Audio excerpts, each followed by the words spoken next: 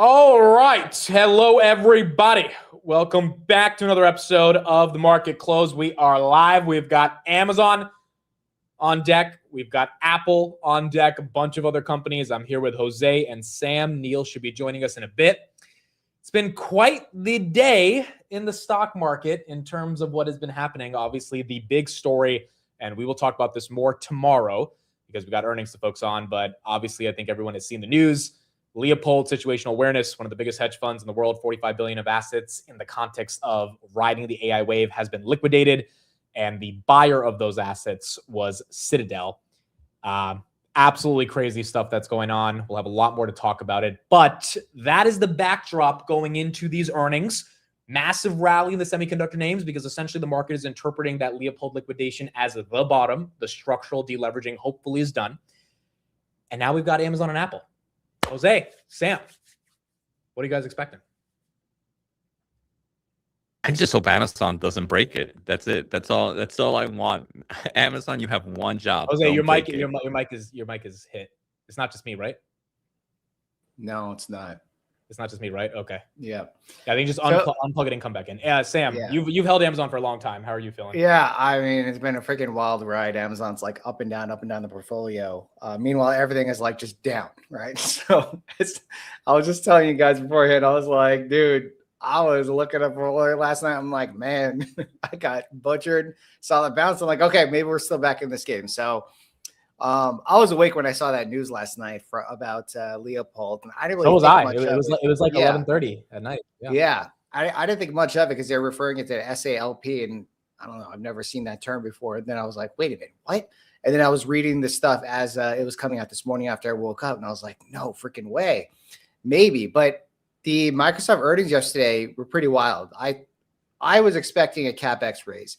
I think just flat CapEx did the job for them because that means they're not going to go free cash flow negative. For Amazon today, we don't want to see them go free cash flow negative. They go free cash flow negative, that might be pretty bad. I think they're probably still going to raise CapEx, being that the largest hyperscaler in the whole world. But I do think that the AWS growth has to be marginally better. Not marginally, way better than marginally better. So do you know? And this is the point of conversation for Amazon. Do you know the street expectation for AWS growth? I don't know the street expectation. It's got to be. So like the street expectation is 32%. The whisper numbers are 36%. For those that are not familiar with whisper numbers, it's what the actual expectations are. And then the exit numbers, which are like a layer above the whisper numbers, are 40%. So it doesn't mean that AWS has to hit 40% growth, but if we're looking for like a sizable pop, especially if the CapEx grows and they don't kind of mediate like Microsoft, it's got to be above 32 at minimum. And the question is, do you think they have enough backlog to actually grow AWS at that scale now? Saying Anthropic scale up very quickly. A lot of their computers through Anthropic.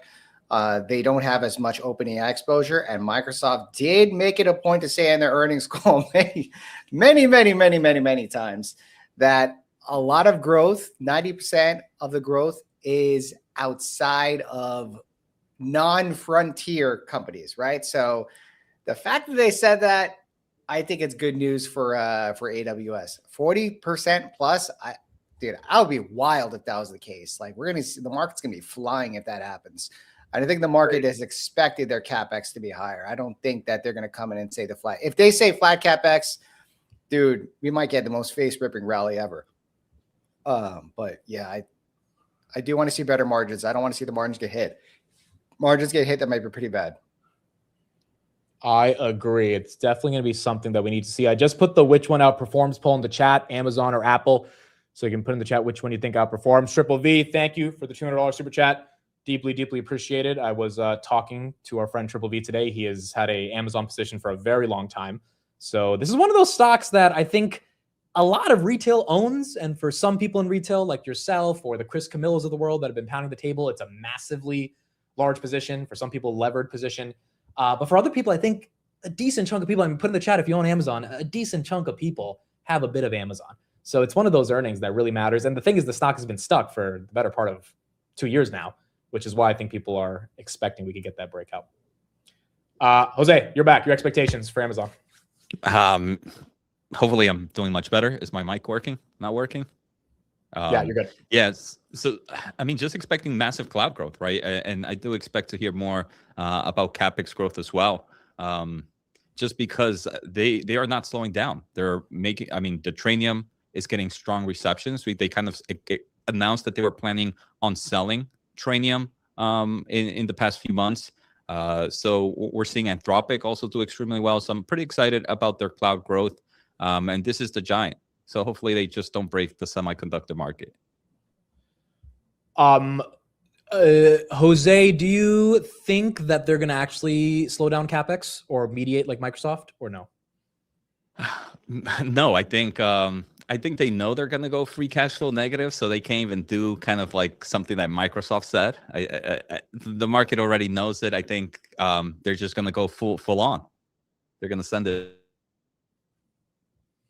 Okay. On top of that, we have Rivian, Reddit, MicroStrategy, Tempest, Big Bear, Roblox, First Solar, Coinbase, Amazon, Apple. So we will try to get to all of those earnings, but obviously Amazon will be the priority. Apple's actually at 4:30, guys. So we'll have a good 30 minutes before we have to deal with Apple, but Amazon and the rest of those are going to be important. Neil, as you are fully aware, thanks for being here. Your expectations for Amazon today? I mean, like Sam said before, I think you went live. Thank God for today's green market, because otherwise, I wonder how many people would be here. But I mean, AWS growth, what did you say the whisper number was? 36? 36, correct. So 36 whisper, 33 expectations. So the thing is, it's been accelerating for a couple of quarters in a row. Last quarter, it was 28.4. But we are lapping now two super, well, no, we just lapped one, but the second one is also a very easy quarter, year-over-year comparison. So I wouldn't be surprised if we see 36 or higher. Demand is definitely there. Amazon's CapEx number, of course, does also include all of the logistics, business, network, etc., etc. So we have to take that into consideration. Like Jose said, I do want to hear a bit more about their chips business, which I think they'll share with us. I would say I would be surprised if there is any free cash flow for Amazon, because I mean, I think it's been negative for a while. So yeah, it has been. Yep. So, we got 6 minutes until we get into the print. Just now, getting the notification, Michael Burry has shorted more Micron, NVIDIA, QQQ, and SOXX semiconductor ETF. So the relief rally is being rebuked by Michael Burry. I'll let anyone take the answer to this question right here. Do you actually feel good, and the chat as well, do you actually feel good about today's rally? And not just like, oh, things are up, I feel good, but do you actually feel like it's over? Or do you feel Leopold's not actually the reason we've sold off? That's like one big part, but there's a lot more shit under the surface, and the selling and the sentiment of what's going on with the semi-trade might not be done. Or I think it has more to do with Squid Game happening in South Korea than it has to do with Leopold getting really. I mean, this story is really a mafia move from Citadel, but I think it has way more to. The Korean, like KOSPI, it's an index, and that thing is down over 30% in a month or so. It's insane. It's not a stock. It's like the whole thing is. That's just crazy. Do I feel great today? I feel better today than tomorrow. Yeah. Do I think it's over? I don't know. Well, I guess we'll have to wait and see. But all of these companies are, 34% over the past month. This is incredible. Sam, I'm curious. 22% on the year too. Sam, you think today's a dead cat bounce or no? I mean, I see oil falling. That's good. I see TLT is flat, so rates aren't going down. You know, actually, the press yesterday was pretty interesting. Usually, you get the next day after a FOMC presser, basically take back what it lost or the opposite direction. We've seen that happen a lot, but the market is slowly pricing out rate hikes this year. I think it's at 66% right now. It was like 78% yesterday for a rate hike this year. I was very surprised to see the odds that close going into the FOMC. But, dude, kind of sus that Citadel is just like, we're going to get a rate hike.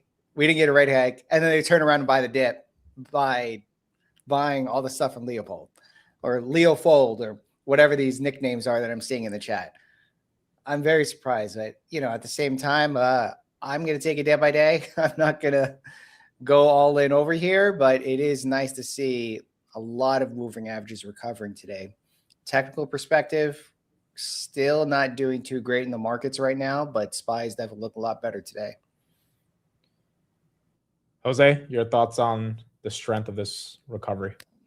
I think it's just bullish that it sucks to say, but a lot of leverage has left. I think yesterday there were reports, and again, unfortunately, it sucks to say that, but kind of like in the Korean markets, a nice amount of accounts got liquidated in the past few weeks, all mainly because they were leveraged, right? And then you kind of hear the story today. So there's probably so many stories like that, and kind of getting some of that leverage out, I think can reduce a lot of the volatility in the market for now, until the next leverage cycle begins. But I think for now, it's good to see some of these bounces. Obviously, we can get some pullback, but I'm super excited. I'm really, really happy we had a crazy green day today. TSM up 8, AMD up 13, NVIDIA up 3, Microsoft up 15 on a $3 trillion company. That's a big move. SanDisk up 25. Software didn't do the best today, but a little recovery from the open. Bloom, that's up 26. Intel's up 11. All these names that were down, many of them 60% peak to trough yesterday, which was kind of the sort of climactic, hopefully end to a lot of that pain. But, it just felt egregious yesterday. They're getting massive rebounds here today. And the question now becomes, what does Amazon say to help impact them? Because theoretically, if Amazon increases CapEx, even if that's bad for Amazon, that should be good for all the names that are up today, because they're going to benefit from that. If Amazon doesn't increase CapEx, do all those names kind of just move around that and not care too much? Or do they actually go red? There's a lot of nuances to it, but Google increased CapEx. Market didn't care too much, even though it took Google down. Meta increased CapEx. Meta ended up getting hit. Microsoft rationalized, and Microsoft got the love. So I think today we're going to hear from the fourth Mag 7 here on, how they're thinking ultimately of CapEx. We got 2 minutes. We'll obviously talk about Apple, Reddit, MicroStrategy. We got all those companies. We'll try to get through Amazon first and then get those results out of the way. I think the Amazon call is at 5, so we'll be listening to the Amazon call. If it's at 5:30, we might start the Apple call a little bit before that, but we will definitely listen to the Amazon call. Pump or dump? Neil, Amazon, pump or dump? What do you think? Pump, like 3-4%. I don't know if you can call it a pump, but it's up. Sam? I think Amazon pumps. I'm not sure about Apple because it's been on a massive run lately. I think Apple dumps, but I hope no one's doing bets based on whatever guesses that I'm putting out there. Okay, Jose, pump or dump on Amazon? What do you think? Amazon $252.38 at tomorrow's open. If that happens, market. If that happens, that's Reddit up 15%, I say, if we're doing predictions here. Okay, here we go. We got a big couple of earnings here. Thank you, everybody, for being here Thursday, July 30th. The stock market is now closed.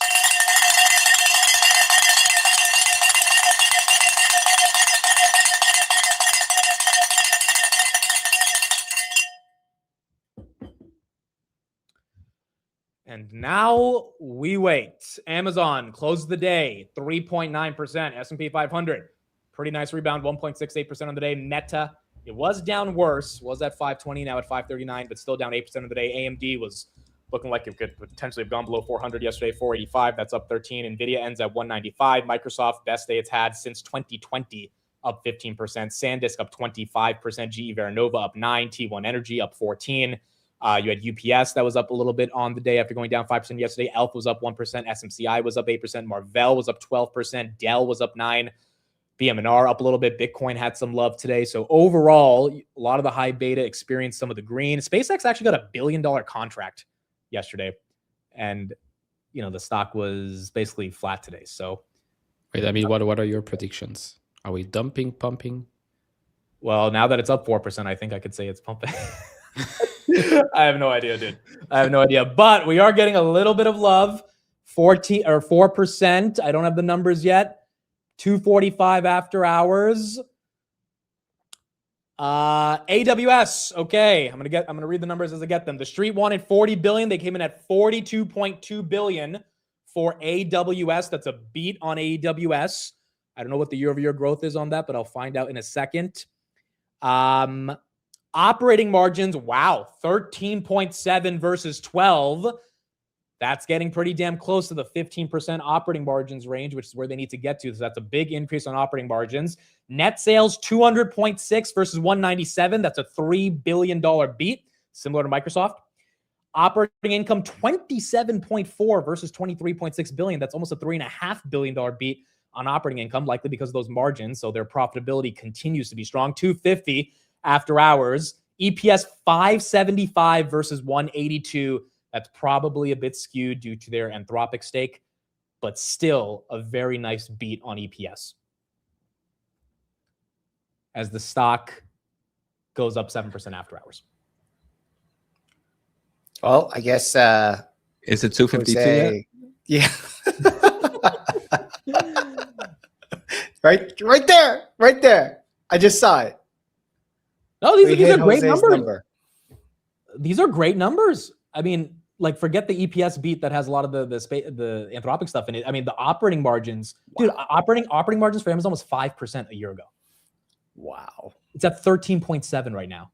Like, this is kind of the whole thesis. They do a ton of revenue. A lot of it doesn't come down to the bottom line. If they increase their margins with robotics, automation, all that stuff, organic AWS growth, it's going to start hitting EPS, which is going to make the stock look relatively cheap as they continue to grow.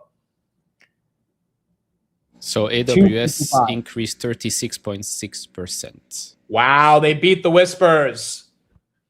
They beat the whispers. So the street had 32%. The whisper numbers were 36. If they came in at 36.6, they officially beat the expectations and the secret. What was their AWS growth? 36.6. Oh, it was 43. My bad. Shoot.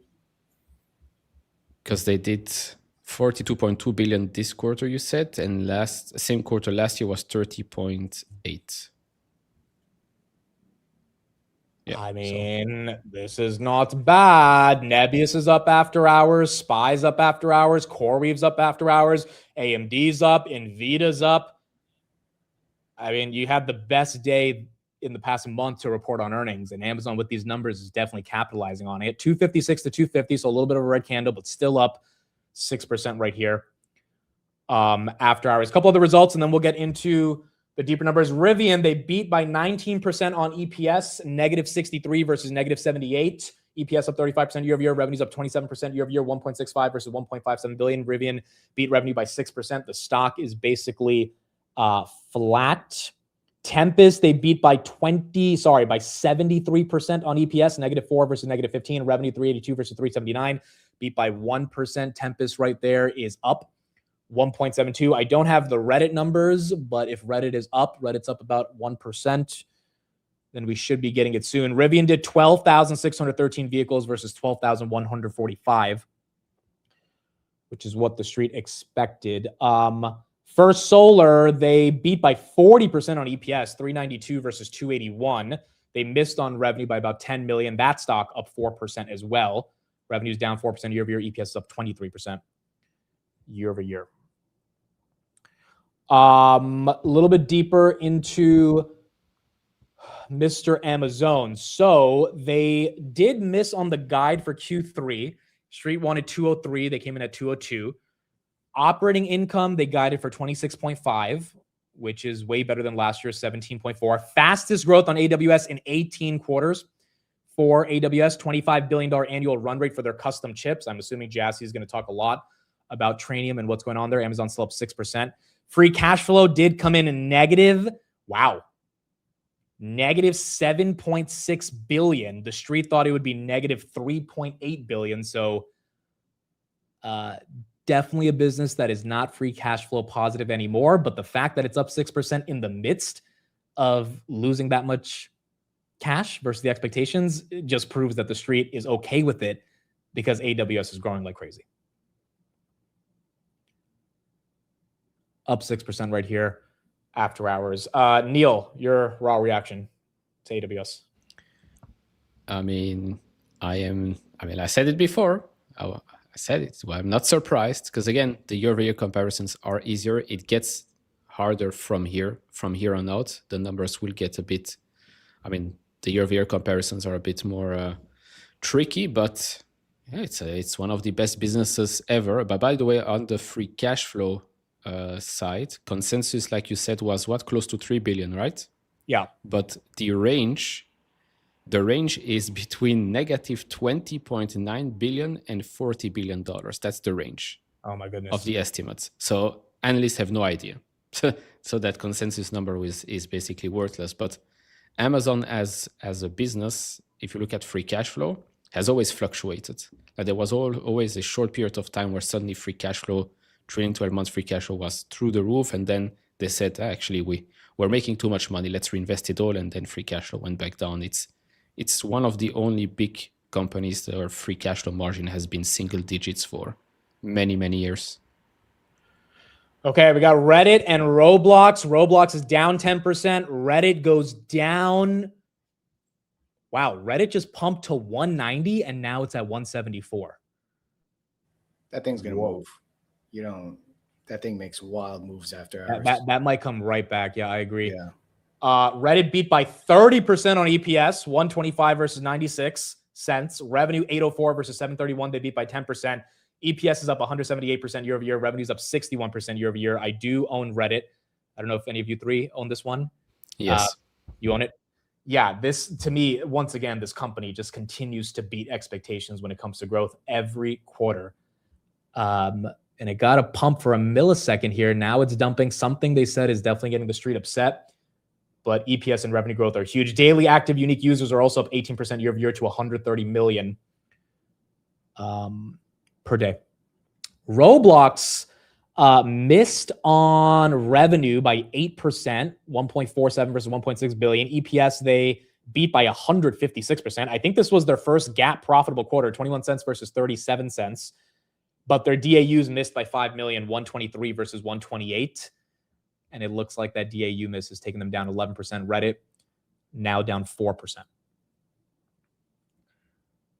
Rivian's up 1, Nebius is up 2.7, and then Amazon still holding on to 6. Let's get a little bit more coverage on Amazon here.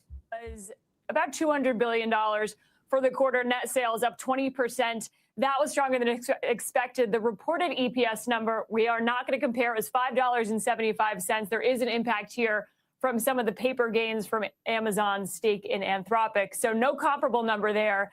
And then on the AWS growth rate, 37% for the quarter. The number to beat, the analyst estimate was 31%. So stronger than expected there. AWS revenue overall also beat $42 billion there in North America revenue. That is the e-commerce business for you. Stronger than expected in the quarter, $116 billion in revenue for that segment. Also a quote from CEO Andy Jassy. He says AWS is booming, in his words. Talked about that year-over-year growth.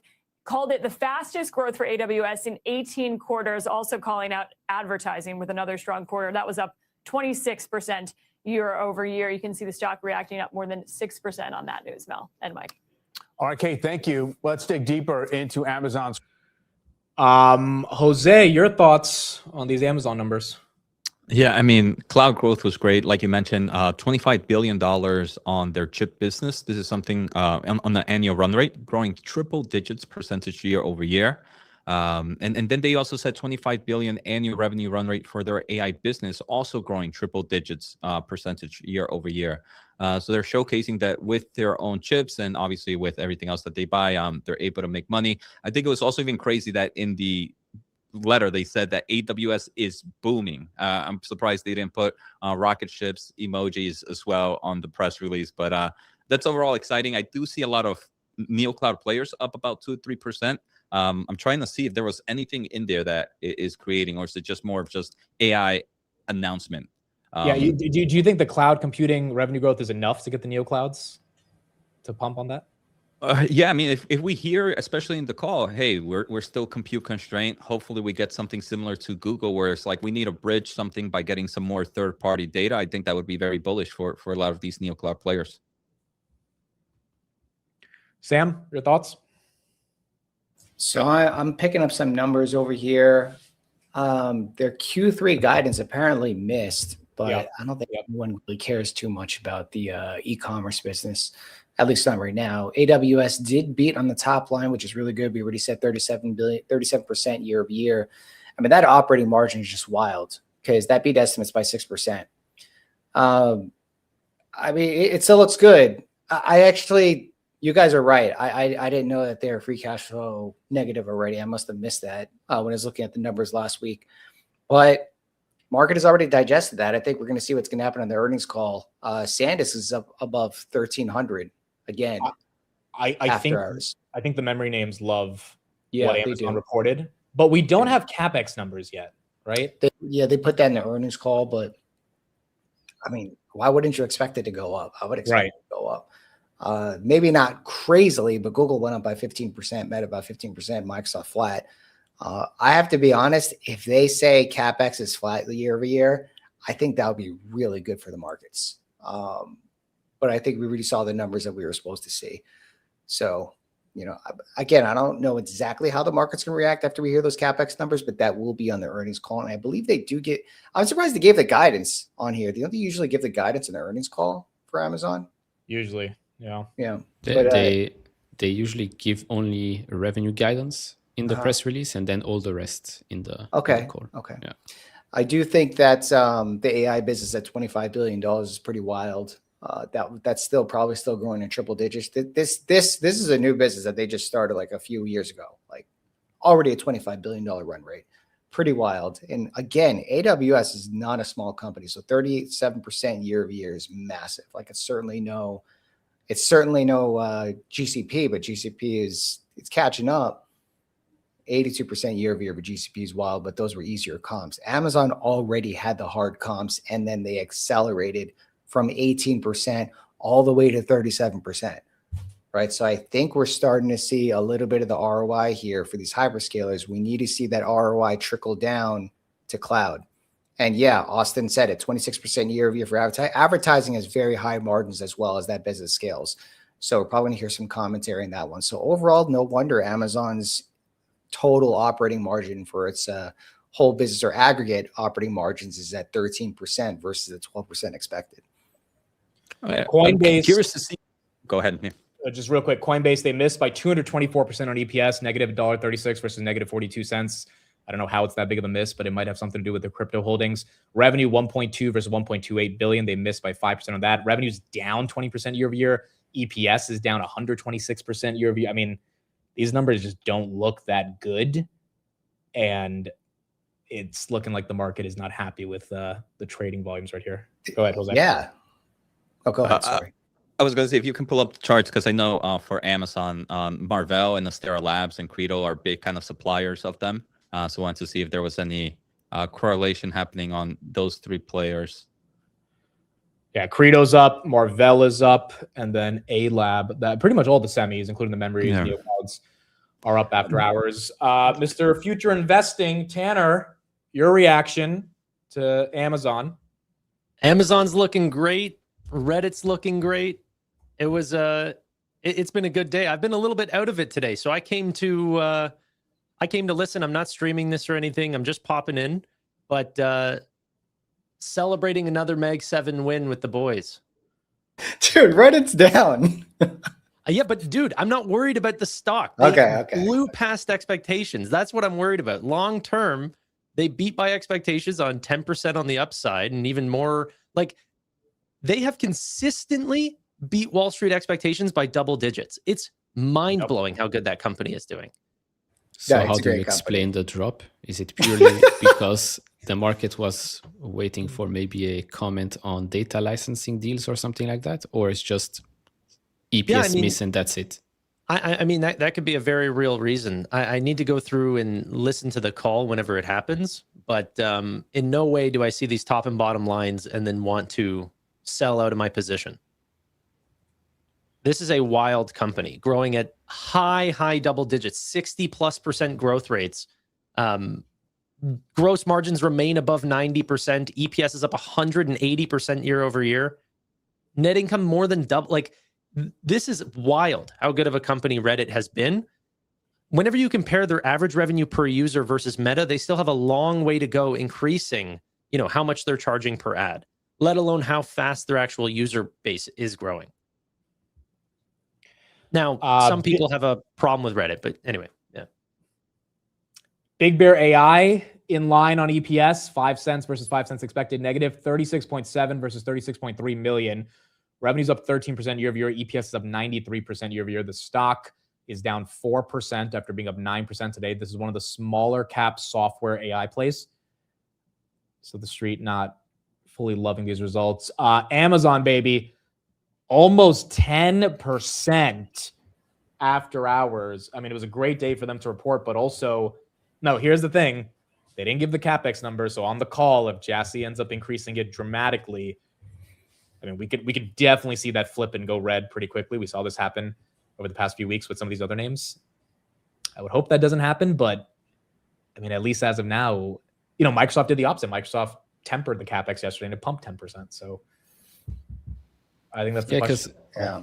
I mean, the message yesterday was a interesting one, right? With Microsoft, it's like next year we're still expecting CapEx to increase, but we're also expecting free cash flow to remain positive for the whole year.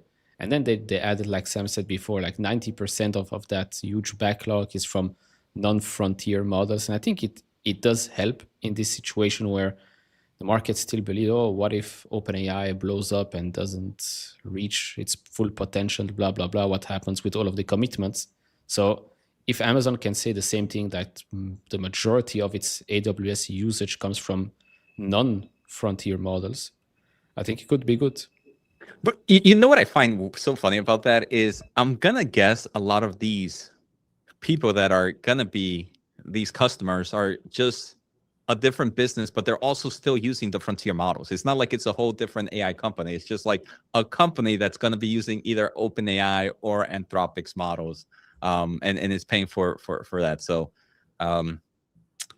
it still kind of goes back to the Anthropic and frontier players. I mean, plus mix that with OpenAI's announcement from a couple of hours ago, right? Reducing prices quite drastically. I mean, I guess we're getting into a stage where every model needs to reduce its pricing because people want to be way more efficient. Well, let's see if Anthropic will give us that message, or your usage has increased by another 50% because our competitors have made moves and we have to make the same moves now. I think this is actually good news because cutting those prices means that compute is likely cheaper. I doubt it's because of a competitive reaction to Kimi K3. But if they're able to figure out how to make their models more efficient, that means that compute's going to become cheaper, or as a result, tokens becoming cheaper. I mean, ultimately, Jebin's paradox, people are going to use it more now that it's cheaper, right? That doesn't mean that price is going to come down. That would just mean that total revenue is going to come down necessarily. But if you really think about this, this could actually explain the reason why some of the hyperscalers, or specifically Microsoft, made CapEx flat. Because then now they're thinking maybe we don't have to invest that much, but at the same time, they're seeing higher ROI in there and higher margins. So hold on, Sam, how do you explain Google going negative free cash flow, increasing CapEx, going down 10% on earnings, Amazon going up 10%? It's the same situation. Like, why is the market selling Amazon selling Google? I think that was amplified based on the day that they report, or the day after they report earnings. Like the whole market was freaking down, and then you had a lot of deleveraging happening. But the Google is just back to break even. Then Amazon's actually up, right? So theoretically, Google should be at like 350-ish if it was. Yeah, I mean, that is true. I think I don't know. I can't really explain how the market's reacting, but looking at this though, we did see the margin expansion. Google, of course, did have the margin expansion, but obviously this thing is a completely different story now that we already had a lot of uncertainty out the window, right? So kind of helps having the Fed after. However, at the same time, I do have to think that this Reddit move is probably going to reverse. Like, there's just no way a company can print that kind of stuff and just be down that much unless it was something seriously bad. Never say never, because 3 months ago, I remember with Tanner, it was very much green and then it was very much red. So it'll be the other way around. No, I know. I remember he was like they reported the same day as Amazon last time. We were all here. But this is like what? Yeah, go ahead. Sorry. 8 quarters of 60+% growth. It's crazy. Okay, it was wildly expensive before, to be fair, but I'm fine with investing in companies that surpass my expectations If my expectations are why I bought it and then they end up beating those numbers, it's a pretty easy hold. Yeah, I mean, on Memorial Day, Reddit was 142, Shopify was 103, and it seemed like the SaaS apocalypse, had run its course. Now, it's not like it's made a massive move since then, and the fact that it's down another 10% after hours proves how much it's been stuck in a range, but the growth is there. I mean, Reddit got to 127, I think, at one point in like April. I think I forget who said it, but addressing what's happening with the data sales is going to be an extremely important point. And if they haven't done that this quarter, it might stay sold off until they get that agreement. Right. Meta's up a little bit after hours. That's making a move. We have Apple in 8 minutes, folks. What do we think on Apple? Do we get a pump or dump on Mr. Apple? I think it's going to be one of their fastest growing quarters in 5 years, which the last quarter was. So I think they're going to sequentially continue the momentum. And if there's any upside to the operating leverage, which I think is really the story on Amazon, and that's probably the reason why it's up more than Google. I mean, Google already has good margins. Amazon has never had good margins. Now Amazon's approaching 15% operating margins. Like, that's a new element to the story that the street's happy about. Maybe Apple starts to increase their operating cash flows as well. But then again, Apple's up a lot already. So I think that's the nuance there. Neil, any thoughts on Apple? No thoughts on Apple. It's a very profitable business that isn't growing that fast, and yet it gets 30 plus PE like it's nothing. But I guess they don't have $200 billion in capex, so it makes sense. But yeah, I don't even know if it's going to be such a good quarter for them, if I'm being honest. Why is that? Why would it be? Like, how? Like, was there a new iPhone? Was there something new that blew up that should push this quarter? The Mac Mini. The Mac, yeah, but the Mac Mini 3 months ago could have also been a huge story, and yet it didn't really change that much. And services is still doing very good, very well for them. But iPhone sales, I don't know what's going on in China, but I don't know. It's priced for perfection, I would say, this quarter, and it's not like it's growing 20%.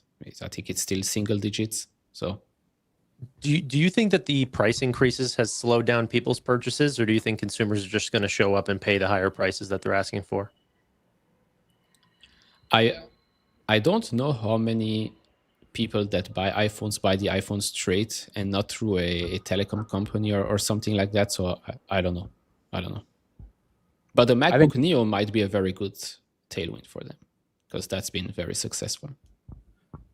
Yeah, everything I'm seeing in the data on the consumer is that the consumer keeps spending. So I would imagine they would keep spending on consumer electronics. By the way, MicroStrategy, they missed by 900% on EPS.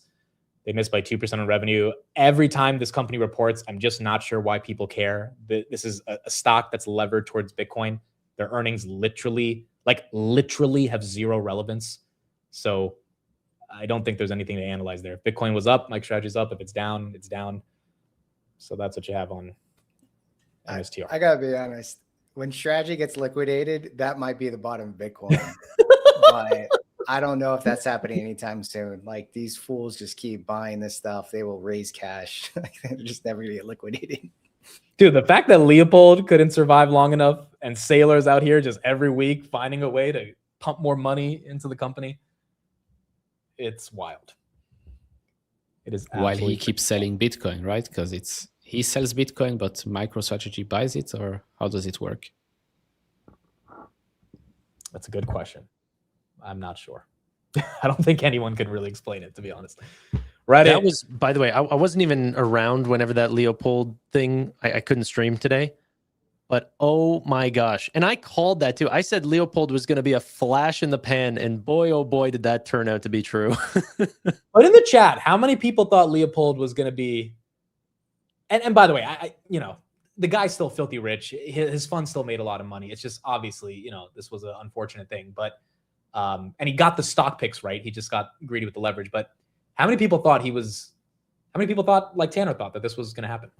I said on Monday, I said on Monday, I feel like there's something happening in the background. There's something with the fund. I did not think it was Leopold. I thought it was some other fund that was stupid and went all in on SanDisk at 2,300 with a few billion. I could not think it was the guy who called this entire revolution ending up getting way too greedy at the top and getting over leveraged. And it's so funny because it literally felt like Binance pulling the rug out from FTX. It felt so much like that, and yet Leopold worked at FTX. Like, he recreated his old mentors. It's wild. Citadel was Binance in that situation, just big dogged them. So funny. Yeah, so they sold all their public holdings. They still own $5 billion in Anthropic. And he also said in Financial Times yesterday that he thinks it's an opportunity for Anthropic for the second half of the year. So could have been in, I mean, he obviously made bad, like 4 times leverage is crazy. Reminds me of that guy on Twitter that everyone knows in the path and all that stuff, you know, going super levered up, belly up. Not a hit to that guy, but even you have a smart OpenAI ex-researcher make the same mistake. Leverage is a killer if you don't know what you're doing. And I don't think he knew what he was doing. Well, that's the thing. He got all the stock picks right. So people thought he definitely knew what he was doing. But then when it came to the internal dynamics of like leverage, knowing that Bloom Energy is a good company doesn't have anything to do with being over levered on it. Also, he started with 200 million or something, I don't know, and a lot of insider information, because let's face it, that's usually how it goes. Like, why do you need 4x? Like, how greedy can one be? Like, or stupid? I don't know. Maybe both. Maybe 4 times. Maybe both. Yeah. Like, I find anytime that you don't hear about these fund managers and then in 1 year they become the biggest story, those guys don't last very long. And it's because they took on a ton of risk, and you have to be extremely well timed and extremely smart to be able to know the right time to deleverage and get out of some of those positions. Because although, you know, he might have been directionally correct in a lot of the names, like I believe in a lot of the Leopold picks, but it doesn't mean that it's going to be going in a linear direction. So be careful with leverage. Nebius is loving the after hours move on Amazon. CoreWeave is loving it. Marvell loves it. Credo. I mean, this is just like Christmas for the semis after hours because of Amazon. I mean, today was a good day, but the fact that they're moving 4 to 5% after hours, as long as the call goes well for Amazon, and Reddit's also a software name. We got to remember that. So if the semis are pumping, honestly, that could be part of the reason Reddit's dumping. If the semis are going up even higher after hours, you need a software culprit to take down on the other side. Maybe that's also why Reddit's getting hit. SK Hynix is up 1%. By the way, there's a board member who just bought $3 million worth of SK Hynix yesterday. So you got some insider buys. Iren's up 5%. SoFi had a nice recovery today, up 8% after being down 10% yesterday. And then there's Apple. We got 1 minute. What do you guys think? Pump or dump? Tanner, on Apple. What do you think? Pump. Neil. Small drop. Sam? I don't think it. Yeah, I agree with Neil. I think it goes down, but I don't think it's going to be down like 5%. Like, liquidity needs to come from somewhere. Okay, Jose. $327. Okay. All right, here we go. 5 seconds. We should be seeing yours, bro. I think it'll be flat. I think it's like 1 to 2% up or down. 1.6% is the initial move. Now it's down. Now it's up. Now it's down. I didn't celebrate that candle. I was like, now it's down. Dude, Jose's on fire today, man. Hitting his price targets. 331 down half. Situational gambler, Jose. What the chip just happened? I think Jose's Serenity. Is Jose Serenity? Yeah. Down 1.5. Okay, Apple EPS, they beat by 7%, 202 versus 189. Revenue beat by a very small amount, 109.4 versus 108. Revenue's up 16% year over year. EPS is up 30%. And the stock is at 327.50, down 1.6. iPhone revenue, 54.2 versus 53.6. That's a beat. EPS is a beat. Revenue is a beat. By the way, AWS margins were at 39.5%. We didn't talk about that. That's probably another reason the stock's moving. I'm going to try to get the rest of their China numbers, but yeah, Apple basically down 1.5%. Not that crazy. Here's some of the coverage we've got $5 on trillion company though, so that's still a lot. on Apple. Yeah, no, that's fair. That's fair. Hey there, Mel. We've got shares just at the flat line right now, despite what is a blockbuster quarter for Apple. I'm looking at a revenue beat here of $109.42 billion versus the $108.65 billion that was expected. That is a 16% jump from a year earlier. Now, EPS is coming in at $2.02, but we're not going to compare that to estimates, at least not at this point, because it includes an 11-cent favorable impact from tariff refunds. Going down the line here, iPhone revenues, a huge beat, surging 22% year over year to $54.25 billion. That's its third straight quarter of 20% plus growth in that segment. The iPhone 17 family, their most popular lineup in company history.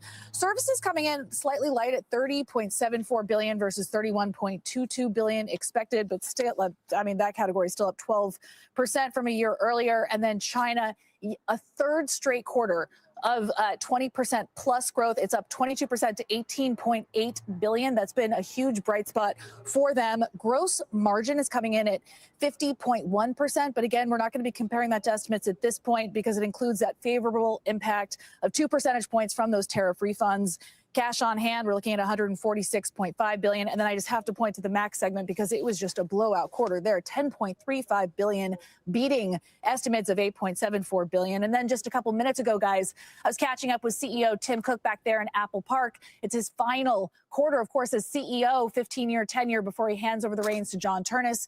I specifically asked him about Chinese memory. That has been Chinese memory because of the memory supply crunch that we are faced with right now. And he said, I think memory that from any source can help because there is a fundamental supply issue in the consumer DRAM space. There's not enough. It's too expensive.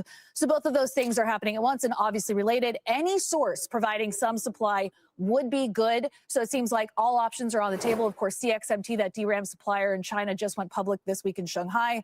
And then my second question was asking about this Google partnership because so much of this upside for Apple that we've seen has been related to the company is the anti-CapEx AI bet, not spending heavily to train frontier models and licensing that tech from Gemini and from their partner Alphabet. I asked if there was any concern about that dependency. Tim Cook told me we are collaborating with Google. We're doing a lot of work ourselves as well. It's an engineering collaboration. And no, it does not bother me. I think it's very smart. Guys, calls kicking off at 5 o'clock Eastern, and that's where Cook will be addressing whether or not we see any price hikes. Right. Mackenzie, thank you. All right, so stock's down 2. I mean, it's a very typical quarter for Apple. It's usually up or down 1 or 2%, nothing too crazy. Anyone have any thoughts on some of those numbers that we saw? I'm long Qualcomm, so whatever. But I do like the fact that the mobile devices did really good. So you have your laptop. I mean, even though that's not Qualcomm, like it still shows that Qualcomm's business when it comes to mobile device chips is going to be benefiting from that. But of course, Qualcomm its server segment is what is going to be the crux of that. So we'll see. But it's freaking Apple, dude. Yeah, and also the thing pumped so hard going into the prime. It was at 340, dude. When the market was tanking, like egregiously tanking, Apple was up. So the fact that it's down 2% here, it's like it's not even a big deal, right? Mac killing it, iPhone killing it. I am confused. Who still buys iPads? Yeah. Has anyone bought an iPad in the past 90 days? Families buy iPads. Parents for kids. Yeah. Okay, outside of not having kids, does anyone buy an iPad anymore? I mean, I use one. I have it from 2023, but like I'm still surprised they sell 6 billion of iPads every 90 days. They make the MacBook Pros like so mobile at this point that who the hell wants an iPad Pro when you could just buy a MacBook Pro? It's like it made sense before when you couldn't get the compute in that form factor, but now it's like, why would you buy an iPad? But I agree with Jose and I agree with Anil. Like I bought. They're still using the same iPad from like 7 years ago because they're just playing stupid Roblox on there, which is down 10%. Dude, I literally have an iPad. The literal only reason is to look at the chat. That is I've never watched like a YouTube video on it. It's just a screen to see the chat. So I don't never see him respond the chat. I respond to a lot of the chat. Okay, but I know I don't really do work on here. So, but it's good, right? The 6 billion, that's 24 billion a year on iPad. A product that came out in 2010. I mean, it goes to show how locked into the ecosystem. Look at gross margins as well. 50%, which is up Q over Q and year over year. It's a safety stock most of the time. Most of the time, it's safety stock. So, it's still up massively year to date. So it's going to give some back, especially when everything else is pumping. 40 PE, not bad. G Money says a mint never responds to me. That's wrong, G Monies. That's a dope name. G Monies. That's a great name. It's a great name. Amazon, little red candle, but still. All right. Do we really think that this Amazon could reverse? This move could reverse? Like, is there any inclination that they could say something? Because this happened back in 2025. I think it was Q1 of 25 where Amazon did go. Yeah, Tanner's. You remember that, right? Like, yeah. I think Jassy can always say something on the call or talk about forward guidance and, sweep this gain under the rug. But I don't know. It's not going to change my position in the company. These are great numbers. Did you guys look at AXTI? They reported earnings. They were up 27% today, and they're up another 32% after hours. Yeah, but this company is worth a couple billion. So it's not, yeah, but I mean, dude, this thing took a 70% haircut in the past month. So I'm sure the numbers are good. I'll pull up the numbers, but once again, it's like this one's a highly levered photonics play, right? Yeah. So it's like, yeah, it's nice that it's going up 50% in a day, but it was also down 50% in a few weeks. It's still down 30% on the month. It's still down 30% in do you think people are going to be more tired of those types of names given the volatility we experience? Or do you think if they rebound, people are like, nope, I'm going back in with leverage? I think they're more exciting. The volatility. Yeah. So you think people to speculate? So you think experiencing the downside on many of these names is not going to stop people from getting back in effectively?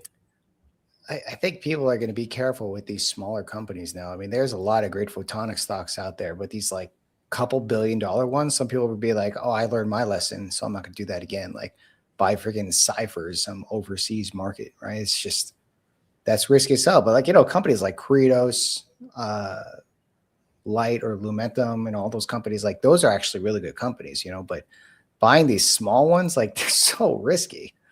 So hopefully they learn their lesson. Or look at after hours. Yeah.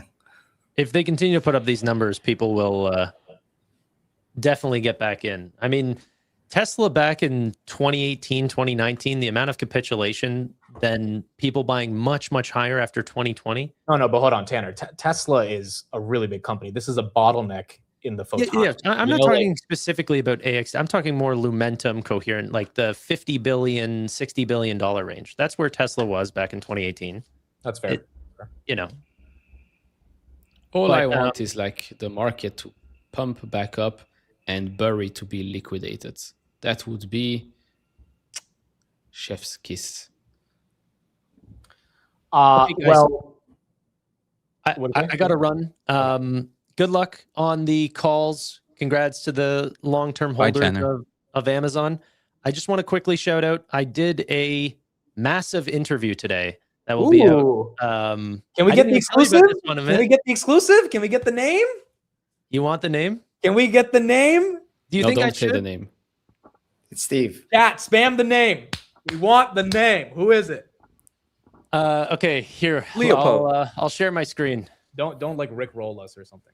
No, It might be Chris. I swear. I missed my live stream and everything. Chris. It's Steve. Dum, dum, dum. Okay. At 7 o'clock, I'll be releasing this video. Just has to get approved, but hopefully you guys all enjoy. And I'll make sure to premiere it so we can all watch it together. Uh-oh. There we go. There we go. Should be lots of fun. Mind you, I've got another massive interview tomorrow, so I might have to miss my stream again because I'm doing a very similar interview tomorrow. That one I do know. How similar? Not Like I approval? mean CEO interview, not similar that way. But this one's actually going to be in person. So I rented a studio, and I'm very excited for that one. yeah, I'm very excited. Yes. I think I know who that one is. maybe. All right, guys. here we go. See you at 7 p.m. Yeah, congrats. We'll be watching tomorrow. Thanks, brother. Thank you, Tanner. Bye. See ya. Amazon up 7% here after hours. Was there any earnings that we missed? We looked at Roblox, looked at Apple just now, looked at Tempest, looked at Big Bear, AXTI. I mean, look, if you're in AXTI, 60% day, you got to be happy. It's a big day. Rivian's flat. Reddit, I don't know why it's down, but it's down. And then we just saw Apple. Let's get a little bit of more coverage here by one of my favorite analysts when it comes to Amazon, and kind of get his take on what he thinks is going on from Mr. Mark Mahaney. Talked about CapEx for next year. Meta declined. Microsoft gave you some forward financial, free cash flow guidance. That's not Amazon's. That's not what they normally do. So I wouldn't expect them to talk about it for next year. And then in terms of financing, they have enough financing to get through this. This their biggest investment cycle ever. They have enough without having to tap the equity markets. I know there was this urban myth that they would do that. I strongly disagree. The last time Amazon did an equity offering, it's IPO. So they just don't do that. But a debt offering possibly, but they'll only if they feel like it's helpful to the balance sheet. Like there's no necessity on their part to raise debt if they want to, and if they wanted to, they absolutely have the ability to raise it. But I don't expect them to. Anything else that we've missed so far, Mark? I know it's early on; the conference call hasn't happened, and you got the release. But anything else stand out to you? Well, it sounds like we had acceleration across the board, advertising, retail, and AWS. My sense is I haven't looked at the retail margins yet, but they're probably gapping up. Now I want to find out some things. Let's talk to us about Project Leo. So are we blasting off, pardon the pun? Are we going to go commercially live in the fourth quarter? I think we will, but I'd like to hear that. And then we've got new business initiatives like this logistics and shipping initiative. So, it's only been out for a month or two, but what kind of early traction are we getting for that? Those are the two most interesting new business areas. This is when during the earnings call, they usually riff a little bit on some of their newer initiatives. I want to hear those. All right. All right, so that's what we got on Amazon. Monolithic Power Systems, MPWR. That stock crushed it. It was up 5% of the day, 12% after hours. This is a pretty big company, $300 billion, $64 billion market cap. Beat by 11%, 650 versus 588. Revenue 980 versus 903, beat by 9%. If anything, it's proving that energy demand continues to be incredibly strong. And, this is what we would see from a variety of these companies that continue to prove that, the data center build out requires energy. That's up 12.2% right there after hours. Is continuing to make a move. Another company, well, this was Coinbase as well. I know some people were asking for that. It looks like Bitcoin going down just kind of sucked for Coinbase. But revenue missed, transaction revenues missed, subscription services missed. I mean, it's the exact opposite of Robinhood. Robinhood beat on every single metric. They ended up not becoming profitable, lost money. Yeah, but just look at Robinhood crypto, and this is what you get. So, well, Robinhood crypto actually beat expectations, 100 million versus 86. Yeah, but the business itself is super tiny now. So that's fair. Yeah, a Coinbase that basically only does this is not that surprising. I do have some info on the Reddit drop and what's the reason. According to chat, and I checked, the total quarterly average daily actives in the United States did drop quarter over quarter a tiny bit, and it's only up 5.7%. If you look at the logged in United States quarterly average daily active user, that's only up 1%. And since the average revenue per user in the US is much higher than the rest, if that segment slows down or goes down, it's an issue. And I think that might explain the drop after hours.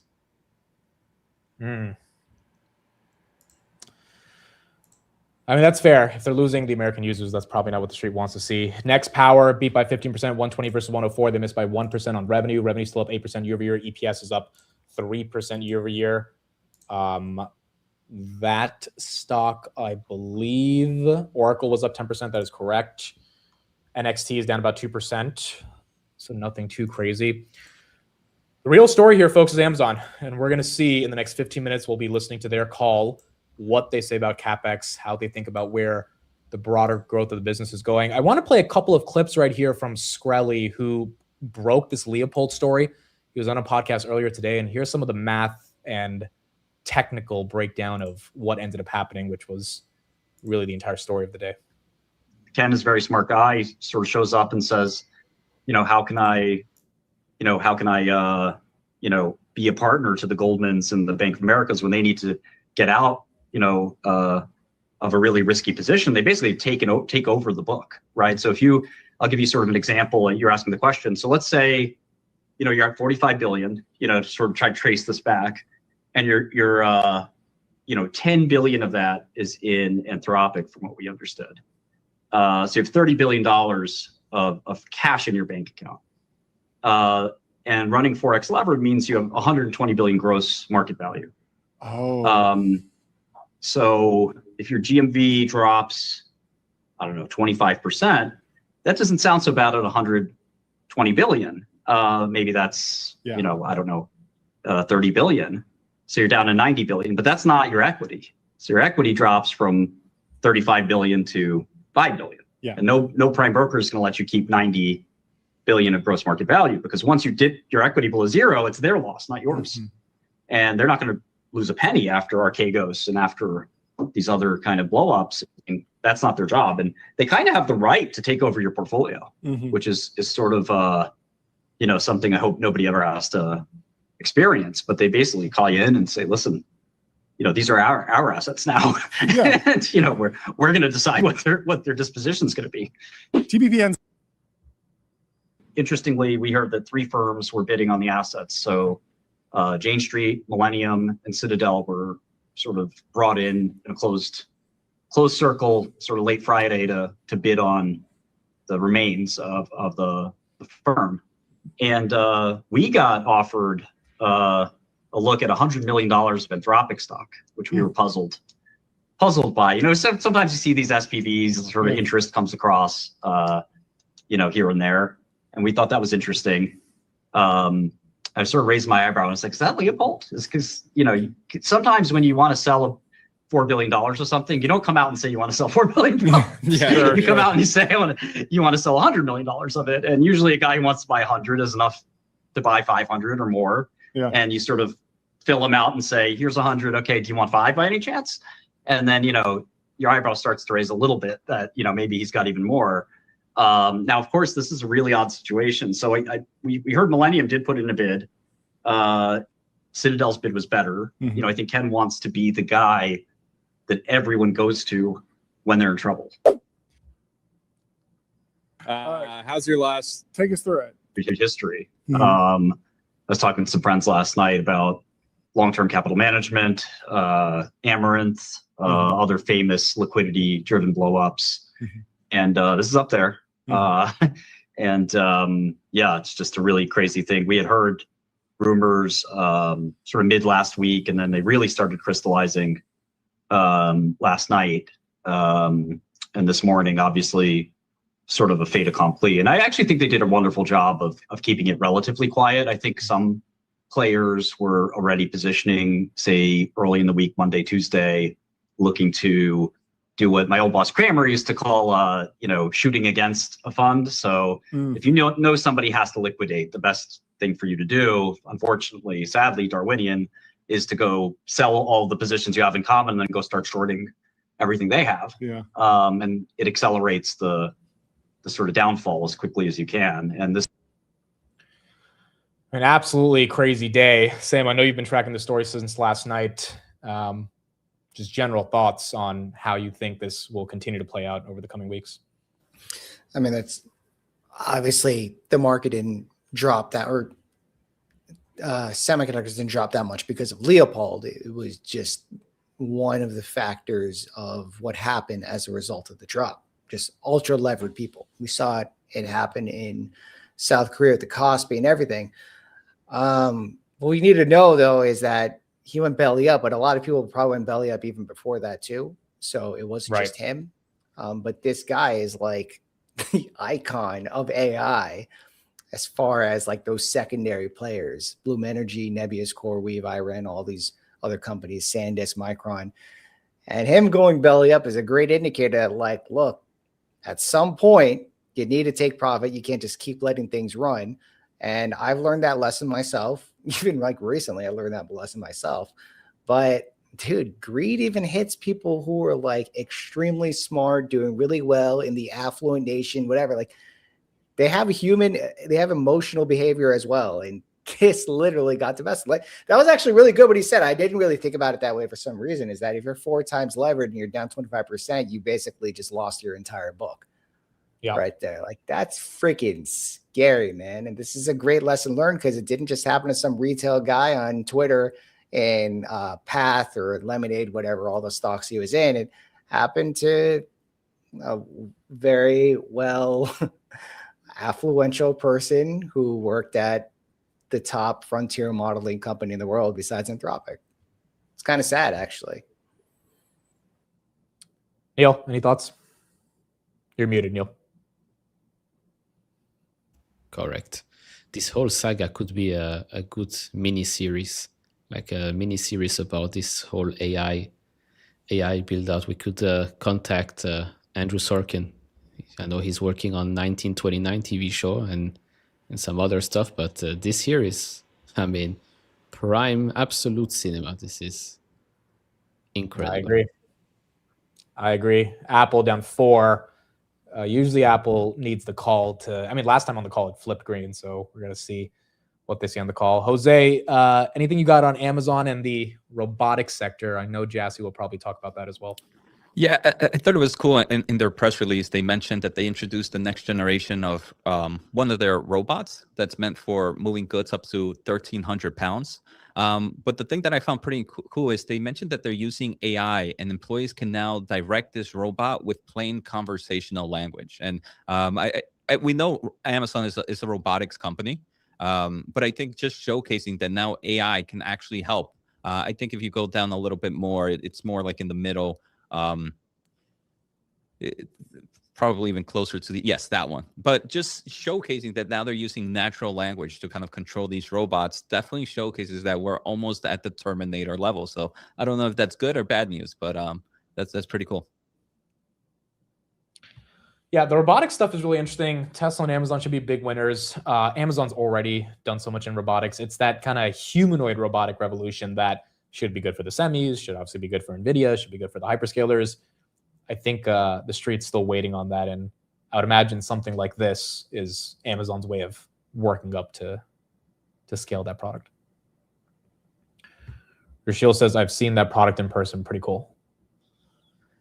Yeah, I think, folks, look, it was a great quarter. Operating margins are up. Net income's up. Revenue's up. Like the real big thing is AWS beat every expectation it needed to beat. It's just that CapEx number, which, by the way, I think it's going to take us almost 20 minutes into the call for us to get that number. And I think 2026 is 200, right? Or is it 220? It's 200. Okay, so if it's 205, I don't think the street cares. If they raise it to like 220, I think the street cares. I don't think they give us 2027 guide, and I don't think it's going below 200. So if it kind of just stays in that 200, 205 range, same thing with Microsoft. Maybe that's enough for the street to just. It's so funny, dude. We need the street to ignore Amazon spending on CapEx because apparently that's bad, even though all that CapEx is what's led to this growth. Yeah, it's such a weird space we're in, but I also wonder if the only 2 players that really have a good AI chip right now are Amazon and Google. And Google increased their CapEx. I wonder if it really has to do with them also just building more of their AI chips as well. Microsoft, unfortunately, while they do have an AI chip, it's not as crazy. So that also kind of controls their CapEx. They can only buy so much from NVIDIA and some of these other players, where these other ones can actually buy from them and also build their own. So I would be surprised if they don't increase CapEx now that I just said that. So CapEx expectations for the fiscal year sits at $202.4 billion as of right now. For next year, it's 235 billion, but the range is insane. Like the top number is 304 billion for fiscal year 27. So add another $100 billion for next year, according to one or maybe a couple of analysts. But for this year, it's already at 202.4. So even if it's 205, I don't think the market will care. Nick says, does anyone find it odd that no one is saying anything about 2027? Yes and no. No, because they technically don't need to give the next year's guide. Yes, because like the Microsoft thing, honestly, I think Microsoft should have pumped because it's Microsoft and it shouldn't be down this much. And they did accelerate Q over Q. But like them not giving the 2027 guide was enough for the street to be like, it's okay. You know, we don't have to worry about it until we have to worry about it. So let's take the stock up. And Meta increasing the bottom half of their guide for 26, not 27, was enough for the street to tank it. Now, Meta had some other issues, but I feel like they all have said, right? I mean, Google, not direct number, but Google directly said that they're going to be increasing meaningfully. And Microsoft said that fiscal year 2027 CapEx is going to grow, not calendar year of 2026. So they're pretty much saying exactly what Google just said, that 2027 CapEx is going to continue to grow. I think Meta was the only one that didn't really give even a commentary of the trajectory of CapEx for 2027, but the other two did mention growth was coming. Yeah, like you said, Jose, they are in fiscal 27, Microsoft. Yeah. So 12 months from now, we're halfway through 2027 calendar year for a Microsoft. Yeah. So they just ended their fiscal year. So they mentioned for calendar year 2026, there wasn't going to be any raise. But they mentioned so for the other one, for fiscal year 2027, so the 2 quarters that are in calendar year 2027, we are seeing CapEx growth. So like that's what I meant to say, was like the commentary for 2027 is still strong for everybody except Meta, who didn't give us a direction. No, but then why did Google dump? I guess is the question. If it was all, because you can't point to the numbers for why Google dumped, right? I think it was, everybody was expecting Amazon to be free cash flow negative, or at least most people. I don't think we were expecting Google to happen this quarter. I think it was expected to happen. I just think the street didn't expect it to happen this quarter. And they were like, you know what? We're going broke for AI. That's fair. So also the day after Google dump, they were green and they've recovered pretty decently since those earnings. So it was just a matter of how the market was digesting all of the macro news at the same time, and the war was escalating, all that crap. But if you look in the last week, mega caps haven't, besides Amazon, of course, and Meta, not all of them have dumped tremendously in the last week. Some of them actually recovered pretty nicely. And if you look at Google right now, Google is at 334, so it was like 315 the other week. It was at 340 before the earnings, but yeah, I mean, relatively, that is fair. I guess Tesla's the one where the CapEx led to no level of meaningful ROI, and that one is still not recovered at all. And then you're right, Jose, Meta did say they're spending more in 2027, but Zuckerberg did not double down on the AWS compute type of business that would be the beneficiary of the CapEx. It was back to like Meta superintelligence, which is maybe what the street didn't want to hear. Apple down 4.5% now. Okay, this Amazon call should be starting very soon. Once it's live. The day Microsoft bottomed is the day Micron peaked. The exact day. Peculiar. So what's the conspiracy theory here, Neil? I don't know. I'm trying to make one up, but I. Wait, what did you say? The day Micron. The day Microsoft bottomed at, what was it, 350 or something, is the day Micron peaked at 1,200 and some change. Huh. Yeah, you're right. Interesting, huh? Is Nadella shorting Micron to run them out of business or something? Like, dude, what if the Mac 7 just made their own hedge fund and started shorting their suppliers and was like, dude, you guys are getting these prices down one way or another? That is kind of what CoreWeave. It's the core weave move. That is kind of what farmers do, right? Don't they buy their crops and like they short the commodity or something like that? I'm not in that game, but don't they do that to like hedge inflation on the products they're buying? Potentially. I'm not sure, but I mean, the fact that CoreWeave is buying puts on memory is Allegedly. Yeah. At the bottom. All right, Amazon call. We'll be here in the chat. We'll keep you updated on any other earnings updates, but the number we're looking for is in CapEx. We should get it in 20, 25 minutes, and then we'll see if the stock reacts positively or negatively. Hopefully, they keep it relatively flat to slightly up, and that's enough to keep this going.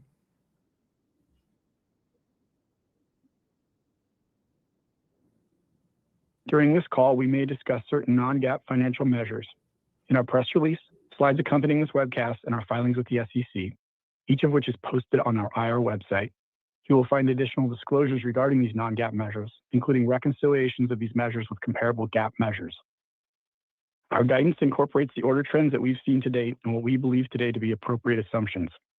Our results are inherently unpredictable and may be materially affected by many factors, including fluctuations in foreign exchange rates and energy prices, changes in global economic and geopolitical conditions, tariff and trade policies, resource and supply volatility, including for memory chips, and customer demand and spending, including the impact of recessionary fears, inflation, interest rates, regional labor market constraints, world events, the rate of growth of the internet, online commerce, cloud services, and new and emerging technologies, and the various factors detailed in our filings with the SEC. Our guidance assumes, among other things, that we don't conclude any additional business acquisitions, restructurings, or legal settlements. It's not possible to accurately predict demand for our goods and services, and therefore our actual results could differ materially from our guidance. And now I'll turn the call over to Andy. Thanks, Dave. We're reporting $200.6 billion in revenue, up 20% year over year. Operating income was $27.5 billion, up 43% year over year. Q2 was another very strong quarter for Amazon. I'll start with AWS, which is booming right now, and I'll share the numbers, what we think's going on, and why we're enthusiastic about the ROIC equation, even with heavy CapEx the next 2 years. First, the numbers. Revenue growth of 36.7% year over year, accelerating for the 5th straight quarter, our fastest growth in 18 quarters back when AWS was less than half its current revenue size. We added over $4.6 billion in revenue quarter over quarter, about 80% more than our largest increase ever. And our backlog stands at $496 billion, growing triple digits year over year. AWS is now a $169 billion annualized revenue run rate business, which for perspective would place it 24th on the Fortune 500 list if it was a standalone company. Our chips business now has an annual revenue run rate of over $25 billion, growing triple-digit percentages year over year. Our AI revenue run rate climbed significantly quarter over quarter, is now also over $25 billion, growing triple-digit percentages year over year. Customers choose AWS because we offer the broadest capabilities. They want their AI inference to reside near their other applications and data, and more of it resides in AWS than anywhere else, and because AWS has the strongest security and operational performance. We're seeing strong growth across both AI and non-AI, what we call core, and growth in one is driving growth in the other. Growth in AI drives core because post-training reinforcement learning and agent tool use is mostly done on CPUs versus AI accelerators. This is an advantage for AWS as our Graviton chip is the strongest CPU chip, offering up to 30 to 40% better price performance than other options. You need a place to store this AI data and to run vector databases, which are also emblematic of a meaningful edge for AWS because we have the broadest and most capable functionality by a fair bit in these core infrastructure areas. We feel similarly about the AI stack, top to bottom. We have a unique offering that customers are excited about. As we've been saying for 18 months now, technically competent companies are going to build their own foundation models, not the really big frontier models, but smaller models that leverage their proprietary data. There's no easier service for this than our SageMaker AI service. Customers also need a high-performance, cost-effective inference service, and that's what Amazon Bedrock provides. Bedrock not only provides the best selection of leading models at superior performance and with the governance and security controls that companies need, it's also continuing to grow incredibly quickly. In addition to leading model building and inference services, customers need easier ways to build, run, and leverage agents. For example, even after you've built an agent, you have a lot of muck to worry about. A production agent needs somewhere secure to run, memory so it holds context, an identity so it can act on a user's behalf, tools and data to connect to, and a way to watch what it's doing once real traffic hits. Stitching all that together reliably is hard, and it's stalled many production deployments. It's why we've built Bedrock Agent Core. It provides building blocks as managed infrastructure, and our teams keep iterating, recently adding features like policies, which give companies deterministic controls over what agents can do, payments so agents can execute transactions autonomously, web search to ground agents' knowledge without having to leave AWS, and a new harness that further speeds up how fast customers can put this all together, including creating the agent with strands. While companies will construct their own purpose-built agents from the ground up, most will also use turnkey agentic services. Coding agents are a good example, and there are several successful ones, including Claude Code, Codex, and our own spec-driven Kiro, which is up to 50% more cost-effective than others and tripled in usage quarter over quarter. Another of these agentic services is Amazon Quick, an intelligent AI work companion that helps you manage, search, and automate your digital workload across email, calendar, local or cloud files, and custom workflows. Unlike other offerings in this space, Quick also lets you manage across leading SaaS tools like Slack, Salesforce, Jira, Teams, and ServiceNow. Quick enforces a company's existing access controls so each person sees only what they're cleared to see, and then it takes action. Scheduling meetings, drafting and sending email, updating a CRM record, building a dashboard, and more. In Q2, we made Quick even more capable, adding autonomous agents that customers set up in plain language to run continuously in the background and carry out multi-step tasks. A personalized activity feed that pulls email, messages, calendars, and tasks into one prioritized view, and 16 new integrations, including Adobe, Moody's, and Snowflake. Quick has momentum, with 3M, Allianz, AstraZeneca, Autodesk, BMW, Exxon, FINRA, Hyundai, Intuit, Mondelez, Moody's, the NBA, the NFL, Life Insurance, and Southwest Airlines all using it. We also have services like Amazon Connect, our call center service, and AWS Transform, which automates software migration, growing quickly. I'll mention one more that I'm excited about. As frontier models get increasingly powerful, they're making it easier to find security vulnerabilities in technical applications, many of which humans haven't found. This is obviously concerning for companies that protect important data. We recently released AWS Continuum, which discovers, prioritizes, validates, and remediates code vulnerabilities. It starts by ingesting the backlog of vulnerabilities a team already has, and then leverages the new frontier models to run comprehensive scans. Continuum uses agents in each company's own business context to prioritize what matters, reasoning through questions like, is the affected component deployed? Is it reachable? Is it in a production path? And what's the impact if it's exploited? It then validates vulnerabilities in a sandbox so teams aren't chasing false positives. And finally, it recommends the fix. It's hard to talk with enterprises about AI right now without their mentioning security, and we expect Continuum to grow quickly. I mentioned earlier that our chips revenue run rate is now over $25 billion. We're unusually well positioned for this AI inflection, given our leading price performance chips in both AI with Trainium and CPU with Graviton.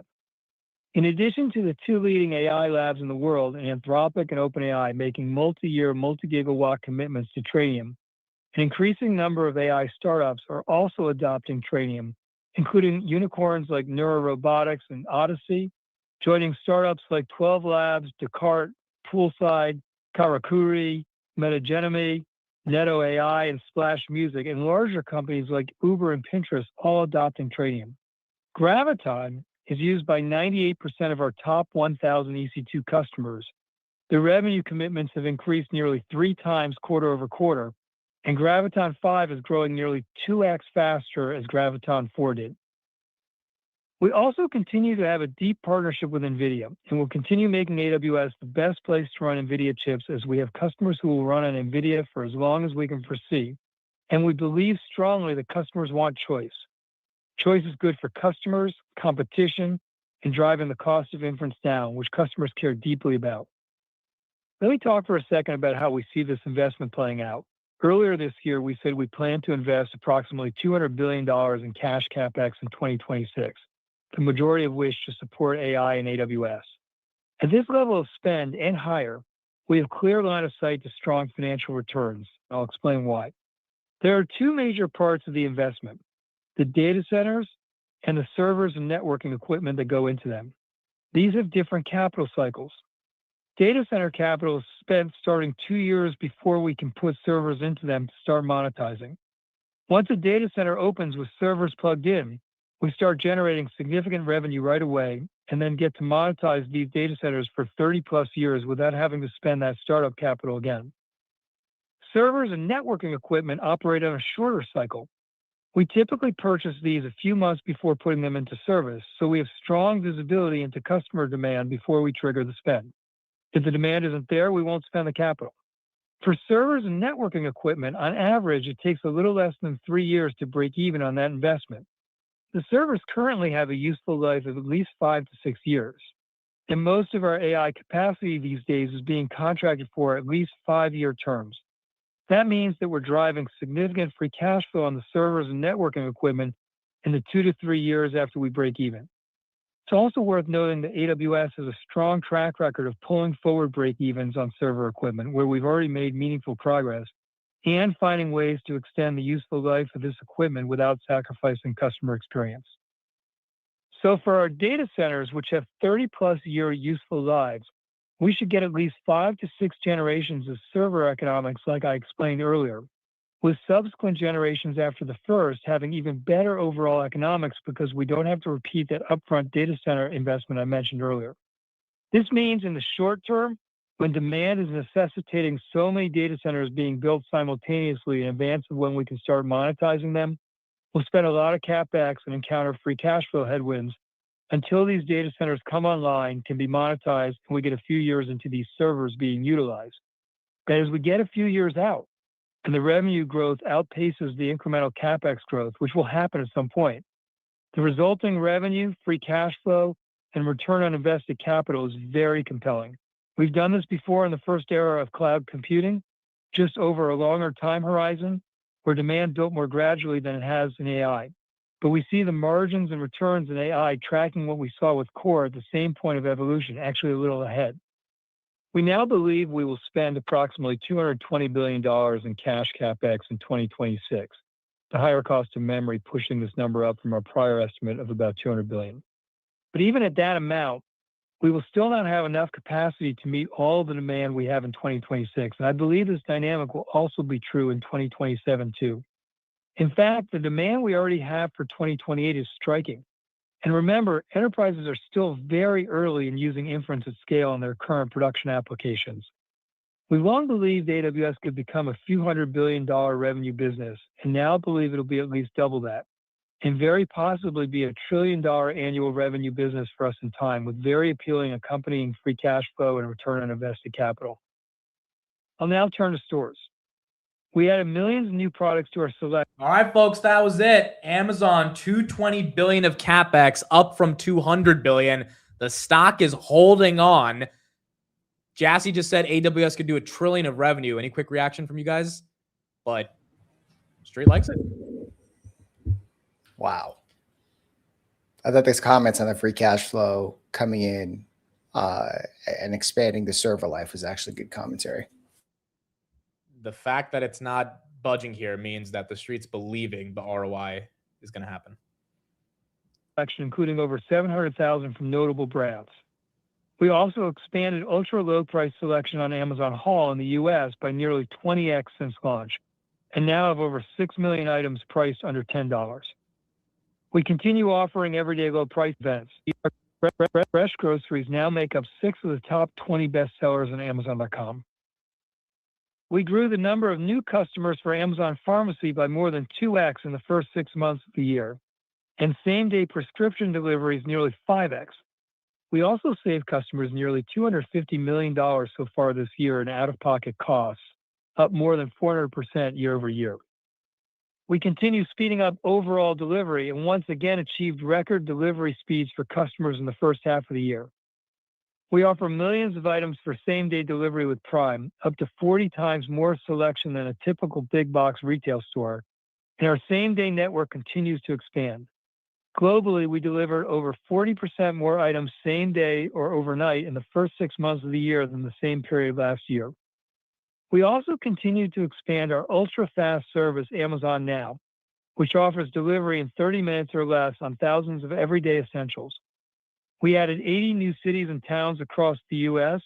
and several major cities in Egypt in Q2. And Amazon Now is available in 9 countries and over 250 cities and towns globally.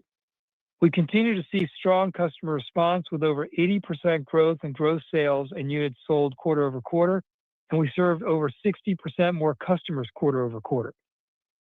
We recently launched Amazon Supply Chain Services, so any business can move, store, and deliver everything from raw materials to finished products using the same supply chain that supports Amazon. And we already have several large customers, including Procter & Gamble, 3M, Lands' End, and American Eagle Outfitters. The stores team also continues to innovate and deliver for customers with AI. Customers love Alexa for Shopping, our agentic AI shopping assistant. It offers personalized recommendations, product comparisons, price history, and the ability to automate shopping through features like price alerts and auto buy. Over 350 million customers have used it in the last 12 months, and engagement accelerated in Q2, with active users nearly doubling and interactions up over 5x year over year. We also expanded Amazon Lens, which lets customers take a photo of anything they see and instantly find the same or similar items on Amazon, to 10 additional countries. It's now available in 21 countries around the world. Moving on to Amazon Ads, we saw strong growth across our offerings, generating $19.8 billion of revenue, up 26% year over year. Sponsored products continues to be our largest offering and a key driver of growth.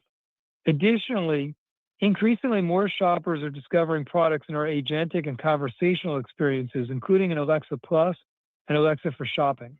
Shoppers who click a sponsored prompt convert to a sale 48% more often and spend 21% more on average than those who don't. We see continued growth and engagement in Prime Video ads and live sports.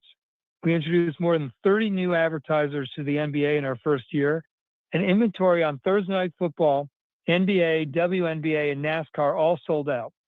Advertisers are increasingly investing in multi-sport strategies, with brands activating across multiple sports, seeing 2.3 times higher unduplicated reach compared to single sport advertisers, and multi-sport viewers are driving 12% higher spend and 17% more orders on Amazon.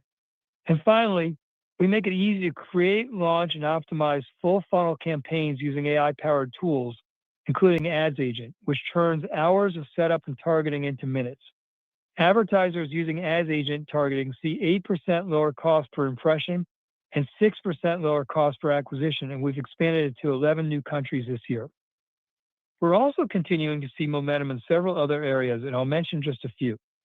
Starting with entertainment, the inaugural season of NBA on Prime Video delivered strong viewership, with a peak of 6.5 million U.S. viewers for Game 7 of the Eastern Conference semifinals, outperforming Game 7 on broadcast a year ago.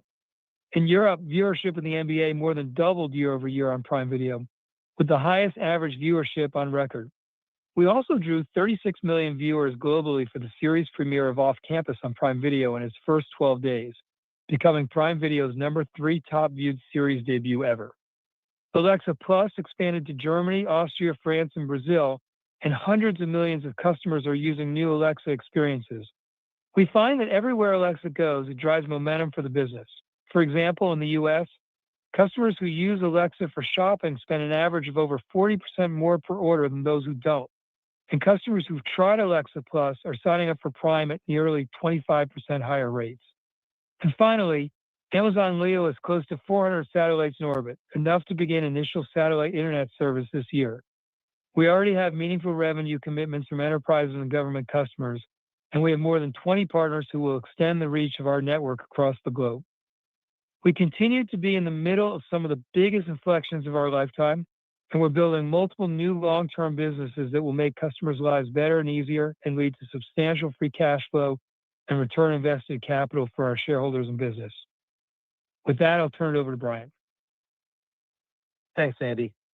Starting with our top-line financial results, worldwide revenue was $200.6 billion, a 20% increase year-over-year, excluding the impact of foreign exchange. These results include a timing shift of Prime Day into Q2 for most of our largest countries, including the United States. In Q2, we reported worldwide operating income of $27.5 billion. This includes the benefit from two items that reduced expenses by approximately $1.2 billion during the quarter. First, we received tariff-related refunds of approximately $600 million. This is included in our North America segment and represents the significant majority of refunds we expect to receive. Second, we recorded a separate benefit of approximately $600 million related to the change in fair value measurement of energy contracts subject to derivative accounting. This primarily impacts the AWS segment. These energy contracts are to secure electricity supply for existing and future operations. Certain terms in these contracts cause them to be subject to derivative accounting. Derivatives are measured at fair value each reporting period, and changes in fair value measurements will create unrealized gains and losses recorded within operating expenses on our statements of operations. While the impact of these fair value measurements can vary, these adjustments have not been significant in prior quarters. Moving on to our segment results. In the North America segment, second quarter revenue was $116.2 billion, an increase of 16% year-over-year. International segment revenue was $42.2 billion, an increase of 15% year-over-year, excluding the impact of foreign exchange. Worldwide paid units grew 17% year-over-year. Prime remains a key pillar of our business, and our double-digit year-over-year membership growth reflects the value our offerings deliver at scale. We saw broad-based momentum across the inputs that drive our customer experience, including new selection, sharp prices, and fast delivery. Shifting to profitability, North America segment operating income was $9.1 billion, with an operating margin of 7.9%. International segment operating income was $1.7 billion, with an operating margin of 4.1%. In our fulfillment network, we've made progress optimizing inventory placement, shortening shipping distances, reducing touches per package, and improving consolidation rates. We're expanding our deployment of robotics and automation, which have been integral to our operations for decades. We're retrofitting our facilities with our latest generation technology, and we expect to more than double our fleet of robotic arms, like Cardinal and Sparrow, in 2026. We continue to lower our overall cost to serve, even as we faced heightened transportation costs driven by fuel inflation from the conflict in the Middle East and higher line haul rates from driver capacity limitations. Excluding the impact of higher fuel and line haul rates, shipping costs grew more slowly than worldwide unit growth, at a pace that is relatively consistent with last quarter. On the operating income side, the impact of these higher costs is partially offset by our FBA fuel and logistics surcharge that was implemented in April. Looking ahead, we see meaningful opportunities to further enhance productivity across our global fulfillment network, all while continuing to raise the bar in delivery speed. While our operating margin may fluctuate and progress may not always be linear, we take a deliberate approach to achieving sustained long-term improvement in our cost to serve. Moving to the AWS segment, revenue was $42.2 billion, up 36.7% year-over-year, driven by both core and AI services. AWS now has an annualized revenue run rate of $169 billion. Customers continue to increase cloud migrations and scale up their use of AWS core services. And increasingly, customers seeking the full benefits of AI are accelerating their transition to the cloud. We see a strong linkage between AI spend and core growth. As customers invest in AI, we see a core spending increase in core consumption. We expect this relationship to strengthen over time as more AI workloads move into full-scale production and drive additional demand for our core services. AWS operating income was $16.6 billion, which reflects our strong growth coupled with our focus on driving efficiencies across the business. Our investments in software and process improvements optimize server capacity and help to develop a more efficient network using our lower cost custom silicon and custom network gear. Now turning to our cash CapEx, which is $53.1 billion in Q2. This primarily relates to AWS and generative AI as we invest to support strong customer demand.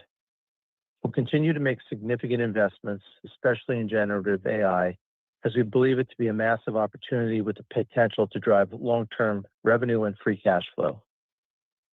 Before moving on to guidance, I'll briefly touch on the impact from the tariff-related refunds on our results.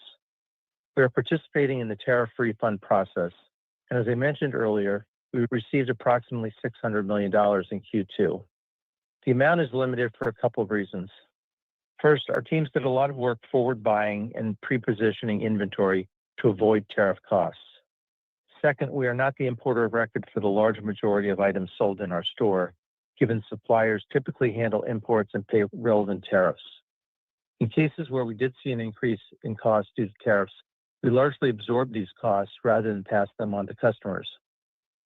You can see that in how we stayed very sharp in our price throughout the last year, with our product prices on average 14% less than other retailers, according to third-party research firm Profitero.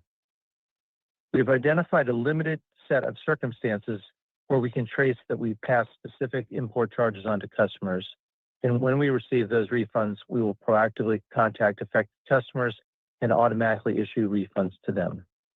Otherwise, like other large retailers, we'll utilize refunds to continue to invest in low prices for customers. I'll finish with our financial guidance. Q3 net sales are expected to be between $197 billion and $202 billion. I'll call out two areas that are driving the sequential deceleration in net sales growth from Q2 to Q3.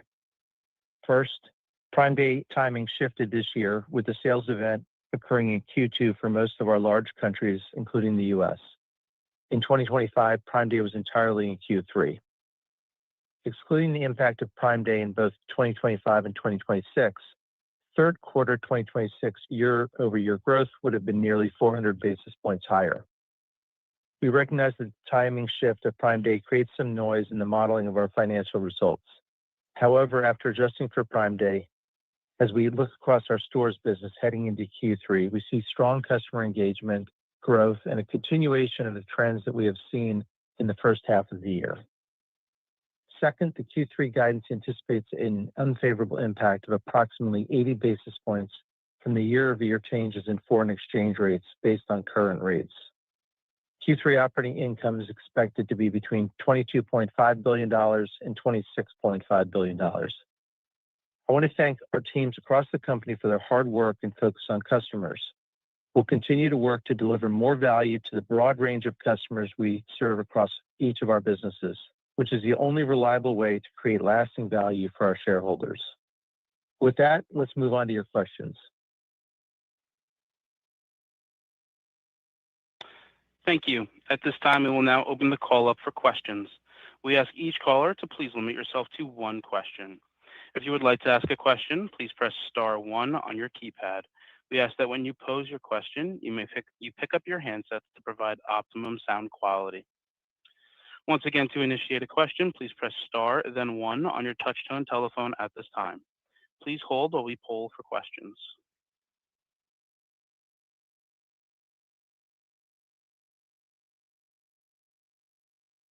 And the first question comes from the line of Doug Anmuth with JP Morgan. Please proceed. Great. Thanks for taking the questions. Just one for Brian and one for Andy. Brian, many have assumed that AI workloads would be lower margin, at least near term. Can you just talk about the drivers of the 39% AWS operating margin in 2Q and just how we should think about sustainability?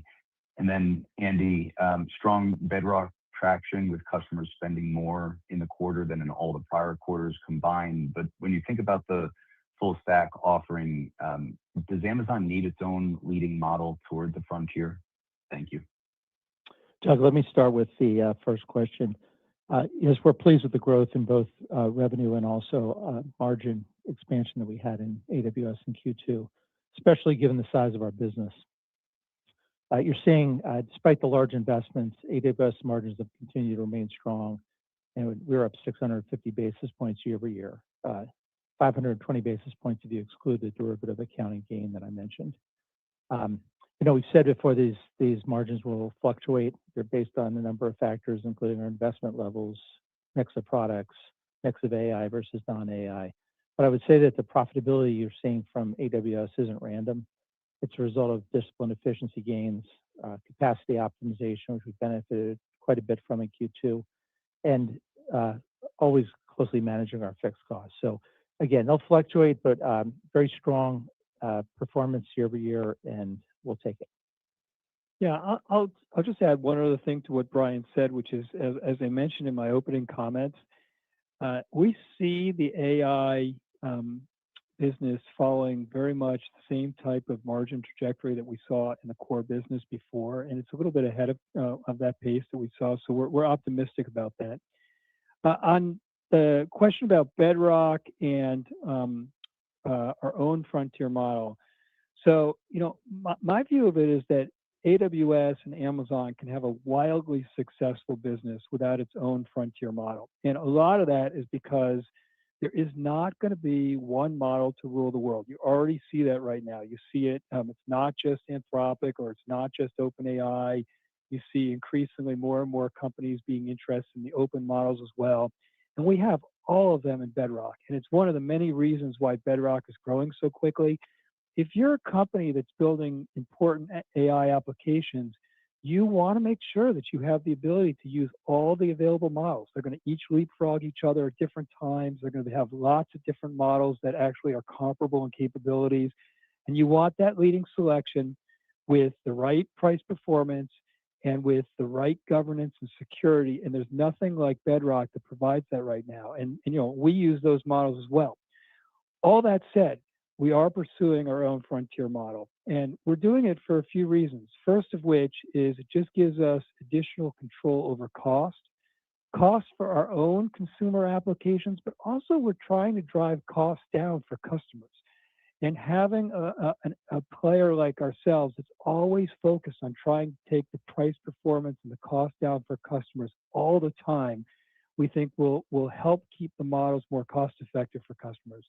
I think also it allows us to have more control over prioritization on what models focus on. And we have, both from our own external customers as well as our internal customers inside the company, certain priorities that matter that we want the models trained especially well for. And then it gives us some control on speed. And so my view of it is that, within the next few years, you're going to have at least a half dozen models that are comparably good to each other.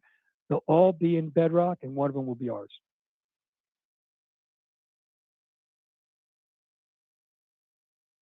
Thank you. The next question comes from the line of Justin Post with Bank of America. Please proceed with your question. Great. Thank you. Just thinking about the AWS acceleration, was that really driven by a lot of capacity coming online in the quarter? You guys have been more open than your peers on gigawatts you're adding. Any help you can give us on how much you might be adding in the second half versus the first half, and also how you're thinking about 27? Thank you. Yeah, I think that there are several reasons for why we saw such significant growth, and it's we're really pleased and excited. Fifth straight acceleration quarter, largest acceleration in 18 quarters. I think there are several things that are driving it. I think the first part is that customers are choosing AWS in part because it has the broadest functionality across both cloud core and AI, in part because it has the strongest operational performance and security, and in part because as more and more companies are bringing their inference workloads to production, they want it to live near the rest of their workloads and data, and so much more of it lives in AWS than anywhere else. I think there are a couple other things going on here on the core side. I mean, AI is obviously growing at a very rapid rate, as we talked about, well over $25 billion in annual revenue run rate at this point. But the core business is growing very quickly as well. And I think there's at least a couple things at play.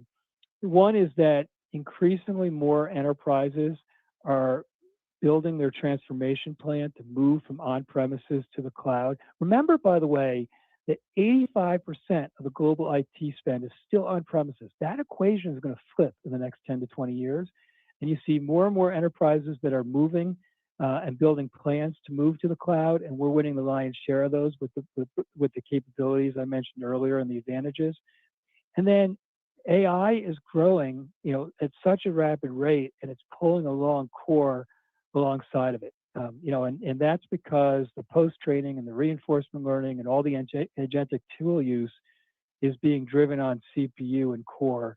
And with the leading CPU chip and Graviton, it makes AWS an even more attractive choice. So yes, we're adding a lot of capacity, but there are a lot of other reasons why it's growing. I expect that we will, we're on pace with the capacity build that we talked about a few quarters ago, where we said we expect to have double the capacity, power capacity by the end of 27 that we had in 25, and we continue to be on that track.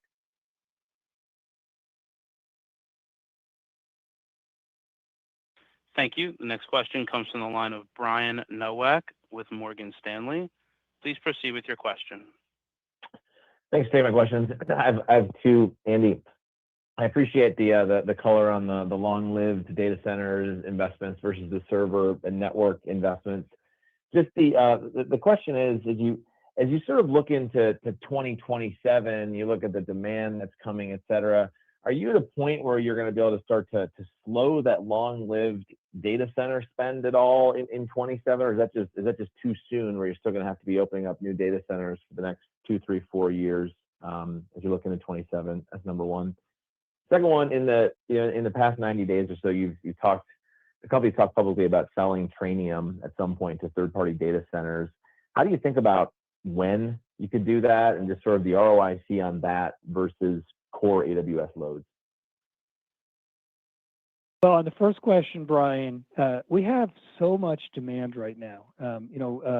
Apart from what we've talked about in 26, the lion's share of capacity in 27, and we're adding a lot of capacity, as I mentioned just a few minutes ago, is largely reserved. And we have quite a bit of capacity that's already been reserved for 28. And so I think it's actually kind of useful to look at least our view of what we see in the demand and adoption curve right now, which is we see this adoption curve in AI right now is very barbelled. There is, on one end of the barbell, the AI labs are consuming gobs and gobs of compute, and there are a few runaway successful generative AI applications like Claude Code and ChatGPT. And on the other end of the barbell are enterprises who are getting real value from AI in cost avoidance and productivity. And these are things like automating customer service or business process automation or fraud or things like that. In the middle of the barbell is all of the current enterprise production workloads, some of which are using inference in a pervasive way, but most of which aren't. And that is going to change very significantly over time. And that will be, in my opinion, that will be the largest absolute segment, the existing production workloads in the enterprise and new businesses and workloads that startups build too. And so I think we're still in the relative early stages of how much demand there's going to be for AI. I think it's going to change every customer experience that we know. I think that it will invent all sorts of new ones that we never imagined. And I don't know if the trajectory of that middle part of the barbell will be the same wildly steep trajectory that we've seen with the current barbell AI labs piece.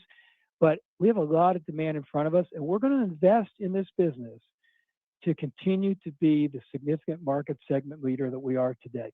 We think, as I mentioned earlier, it has the potential to be $1 trillion revenue business for AWS, and we intend on continuing to be the leaders. On the question about selling Trainium, we're quite excited about what's happening in our chips business. As I mentioned earlier, it's over $25 billion in annual revenue at this point.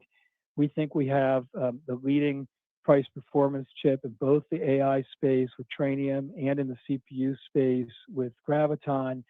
The fact that we have multi-year, multi-gigawatt commitments from the two largest AI labs, Anthropic and OpenAI, and more companies, as I mentioned in my opening comments, using Tradium is exciting and promising.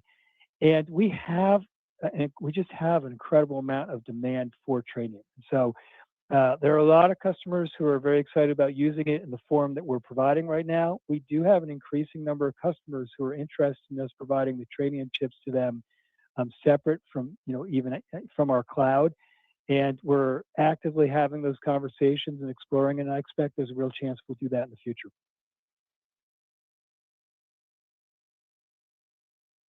Thank you. The next question comes from the line of Colin Sebastian with Baird. Please proceed with your question. Yeah, good afternoon. Thanks very much. Andy, is it fair to say that there's a more concerted effort to move into the application layer with Kiro and Transform, and I guess more broadly plans for workplace productivity tools? And do you see those as sort of providing a boost to the broader platform offering from infrastructure on up? And then Brian, I mean, just given the demand signals you guys are both talking about and plans for additional capacity, what are your current thoughts on sources of capital for the build out over the next couple of years? Thank you. Hi, Colin. Let me take your second question first. You've seen us issue debt this year. We have a lot of options available to us as we continue to fund this growth that we're seeing in AWS. So we'll continue to look at all the options and make the appropriate decision at the right time, but nothing to share today. And your first question, Colin, we see a very substantial opportunity both for our customers and for AWS in building some of these agentic applications. And some of this is born out of what customers tell us they wish they had and they want to be using. Some of it is born out of just needing to provide those capabilities to ourselves inside Amazon. And so, Kiro, which is our agentic coding service, is an example of that. But Amazon Quick's a really interesting example where we just had so many people inside the company who wanted really an intelligent AI assistant to help them work. At first it started off with, we're a very document-oriented culture. People wanted, when they got documents, not to have to read every document so carefully and to get a summary and then to be able to write their own analyses and responses to these things and to be able to do business intelligence through these agents. And that's really how Amazon Quick started, was to do research, to do business intelligence, to do summarization.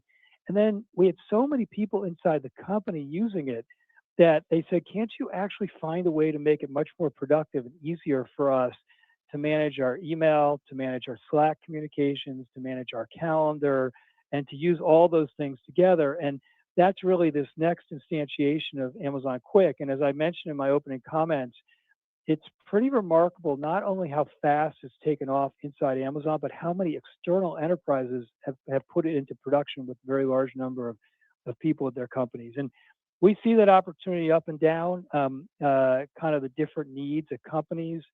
I think that Amazon Connect, which is our call center service, which is used by all 5 major leading airline providers, as well as many of the leading banks and healthcare companies, continues to grow very quickly.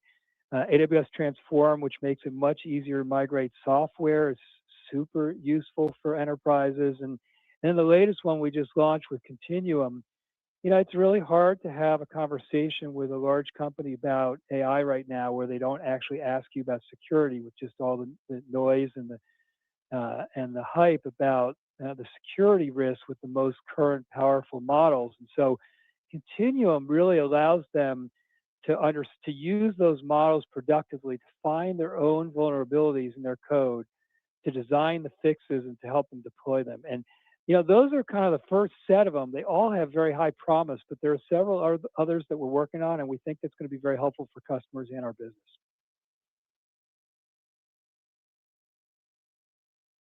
Thank you. The next question comes from the line of Jason Helfstein with Oppenheimer and Company. Please proceed with your question.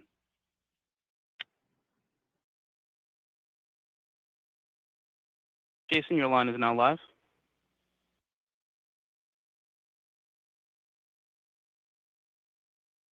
Okay, the next question comes from the line of Ken Goralski with Wells Fargo. Please proceed with your question. Thanks so much. Two, if I may. First, your RPO reported is 2.5 times that of the third quarter of 25 when you gave us the doubling of capacity comments for year-end 27.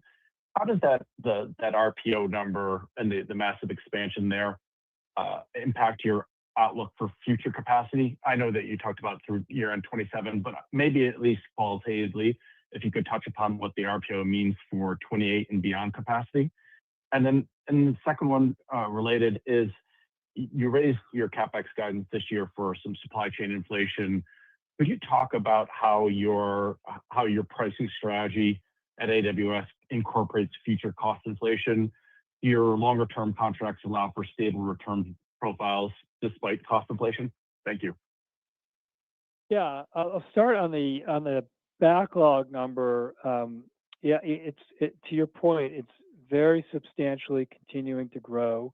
I think it's a reflection, again, of customers being very, very enthusiastic about using AWS, both across core and for AI. We have taken in, we know about that backlog, obviously, so that's all taken into account in our CapEx projections. And, over time, I expect that we will continue to sign more deals with customers. And as I mentioned earlier, we're going to pursue the opportunity to continue being the significant market segment leader that we are. On the second question on the supply chain inflation, what I would say is that most of the deals that you sign, other than, there's a certain amount of your demand that is on demand, where there aren't contracts, but a large amount of it tends to be deals and agreements that you've signed. And the deals that you sign, those will be the prices and those will be the agreements that we have over the duration of that contract. And new agreements that you sign, you always take into account what your costs are in how you ultimately build a price that you agree to with your customers. And I think it's no secret right now to any company in the world that there are inflated prices right now on some of the components like memory and hard drives and SSDs.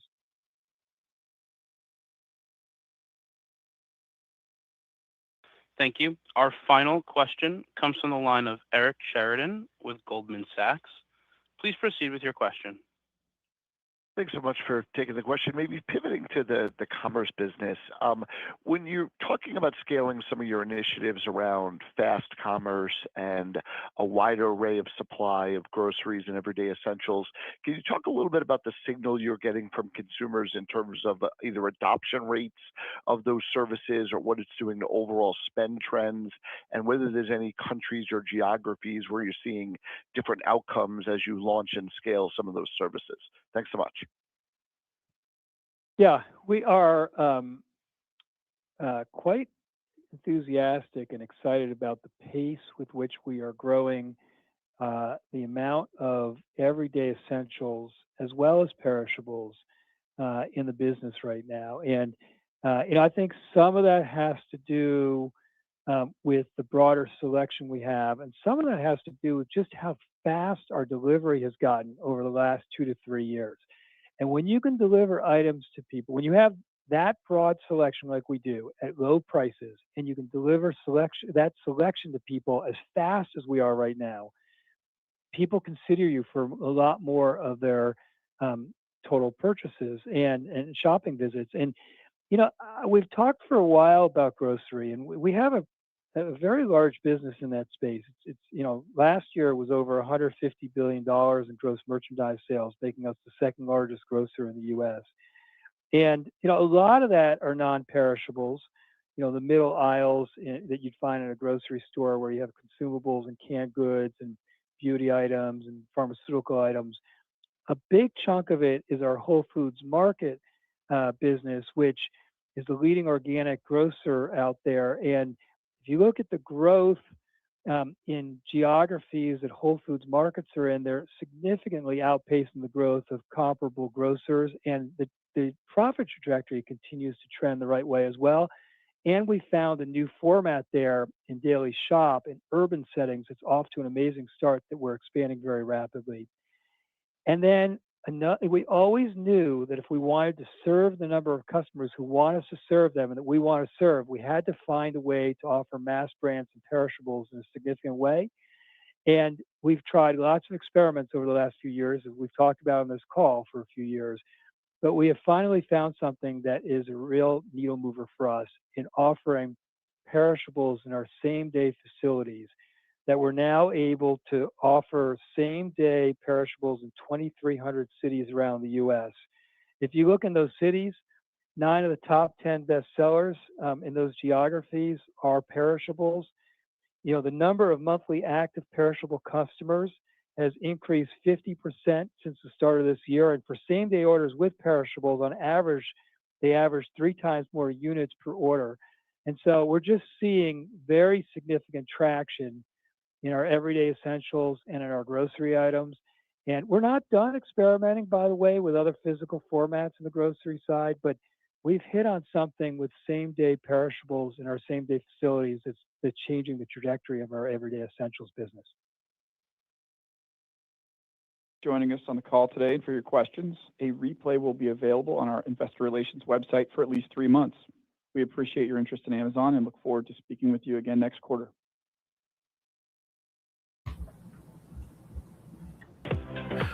Okay, folks, that was Amazon. Apple is down after hours on some misses in China and services. Stock obviously took a big pump going into the print, but Amazon with the $220 billion increase on CapEx, $20 billion up from the previous guide for 2026, not even 2027. The stock not reacting negatively at all, actually up more than when it was before they announced it. Hit 260 at one point, up 9% after hours. And Jassy says he thinks AWS can get to $1 trillion of revenue per year. If AWS actually gets to $1 trillion of revenue per year, right now they have a $469 billion backlog as well. You're obviously going to need a lot of compute if you want to serve that much cloud, which is why Micron, SanDisk, Bloom Energy, all your semis are pumping after hours. Neil, your reaction to the call. Can you imagine how big of a company Amazon could be if AWS alone is $1 trillion? Like AWS is at 39% margins. What's the multiple you slap on this? 10 times sales? More? That's a $10 trillion company just for AWS. It's insane. It's crazy. I'm sure Jose will dive into the details in a bit, but I also found that the free cash flow comments from the servers, the return on investment there, that it takes less than 3 years. Like the contracts break even in less than 3 years, which means they're going to generate free cash flow, a lot of free cash flow in years 3 all the way to year 6, which again is also very good to know for everybody else out there. Because now we can start to see, okay, maybe 2 years down the line, some of these neo clouds might also start making quite a lot of money and the story might make sense. Jose, I will leave the rest to you. Yeah, I mean, crazy earnings tonight. I mean, one thing that I think Andy did was really give confidence about the investment, right? Just like Neil broke it down, right? They did share about the 3-year free cash flow positive on servers. I do think certain neocloud players have also said similar things, so it's good to kind of get that data point from other players as well, at least someone in the big name. The other thing is, right, the confidence with what Amit mentioned, $1 trillion, and Neil mentioned that too about the $1 trillion.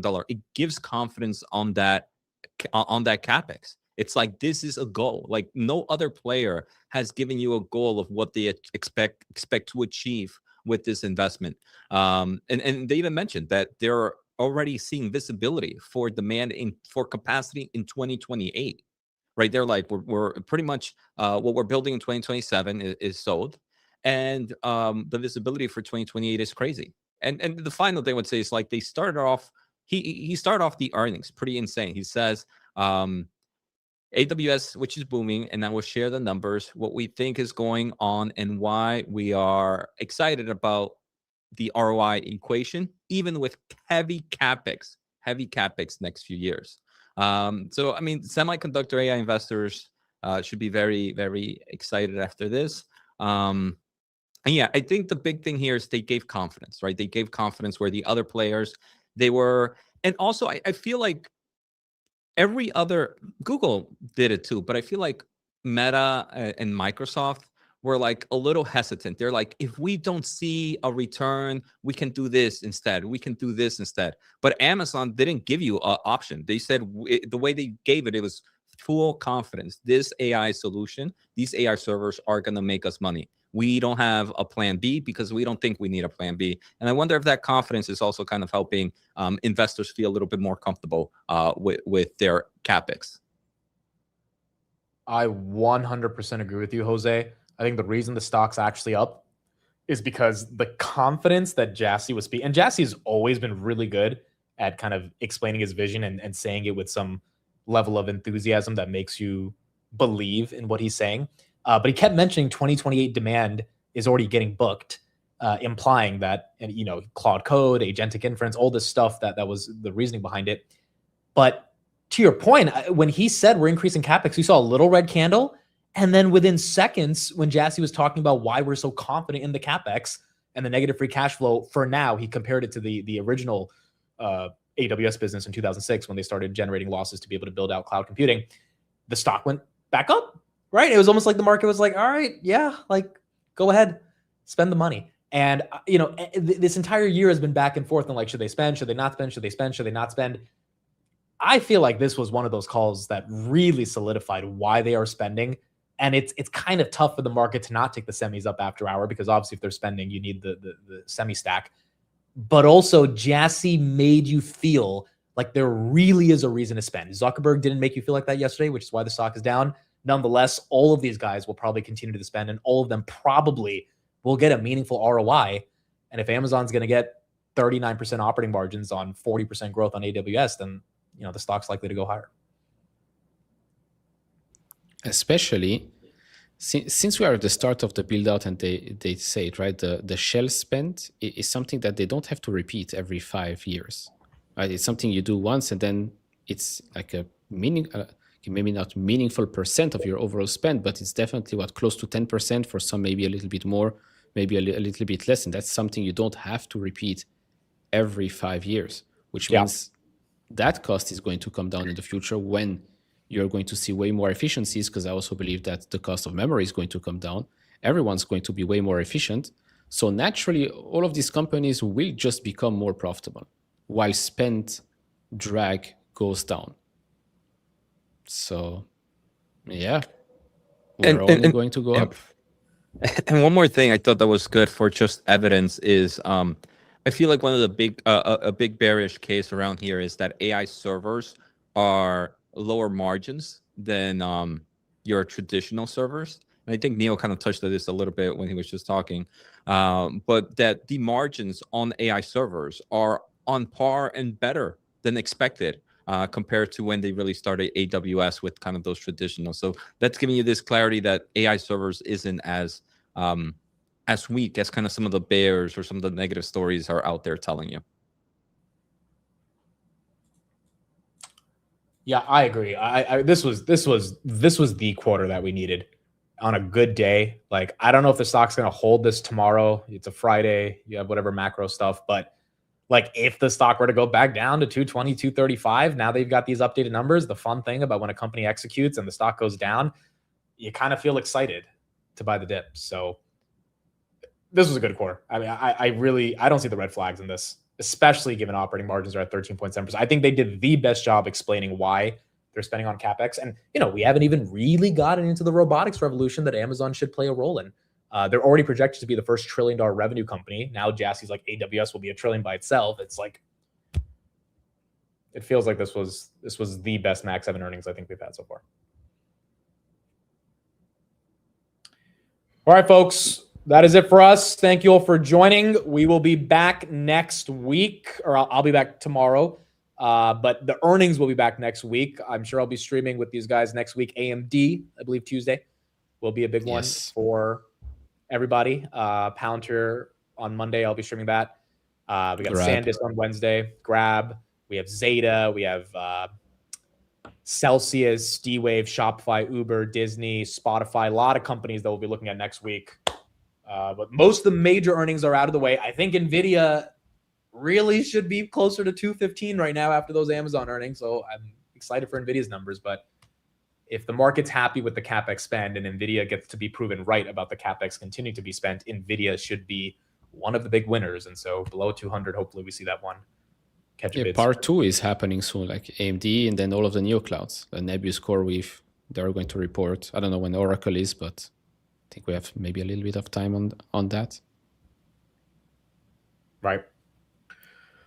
All right. Thank you, everybody. Appreciate you all. Thank you for spending the time with us. We will be back tomorrow and next week for earnings. Bye, everybody. Have a good one. Bye-bye.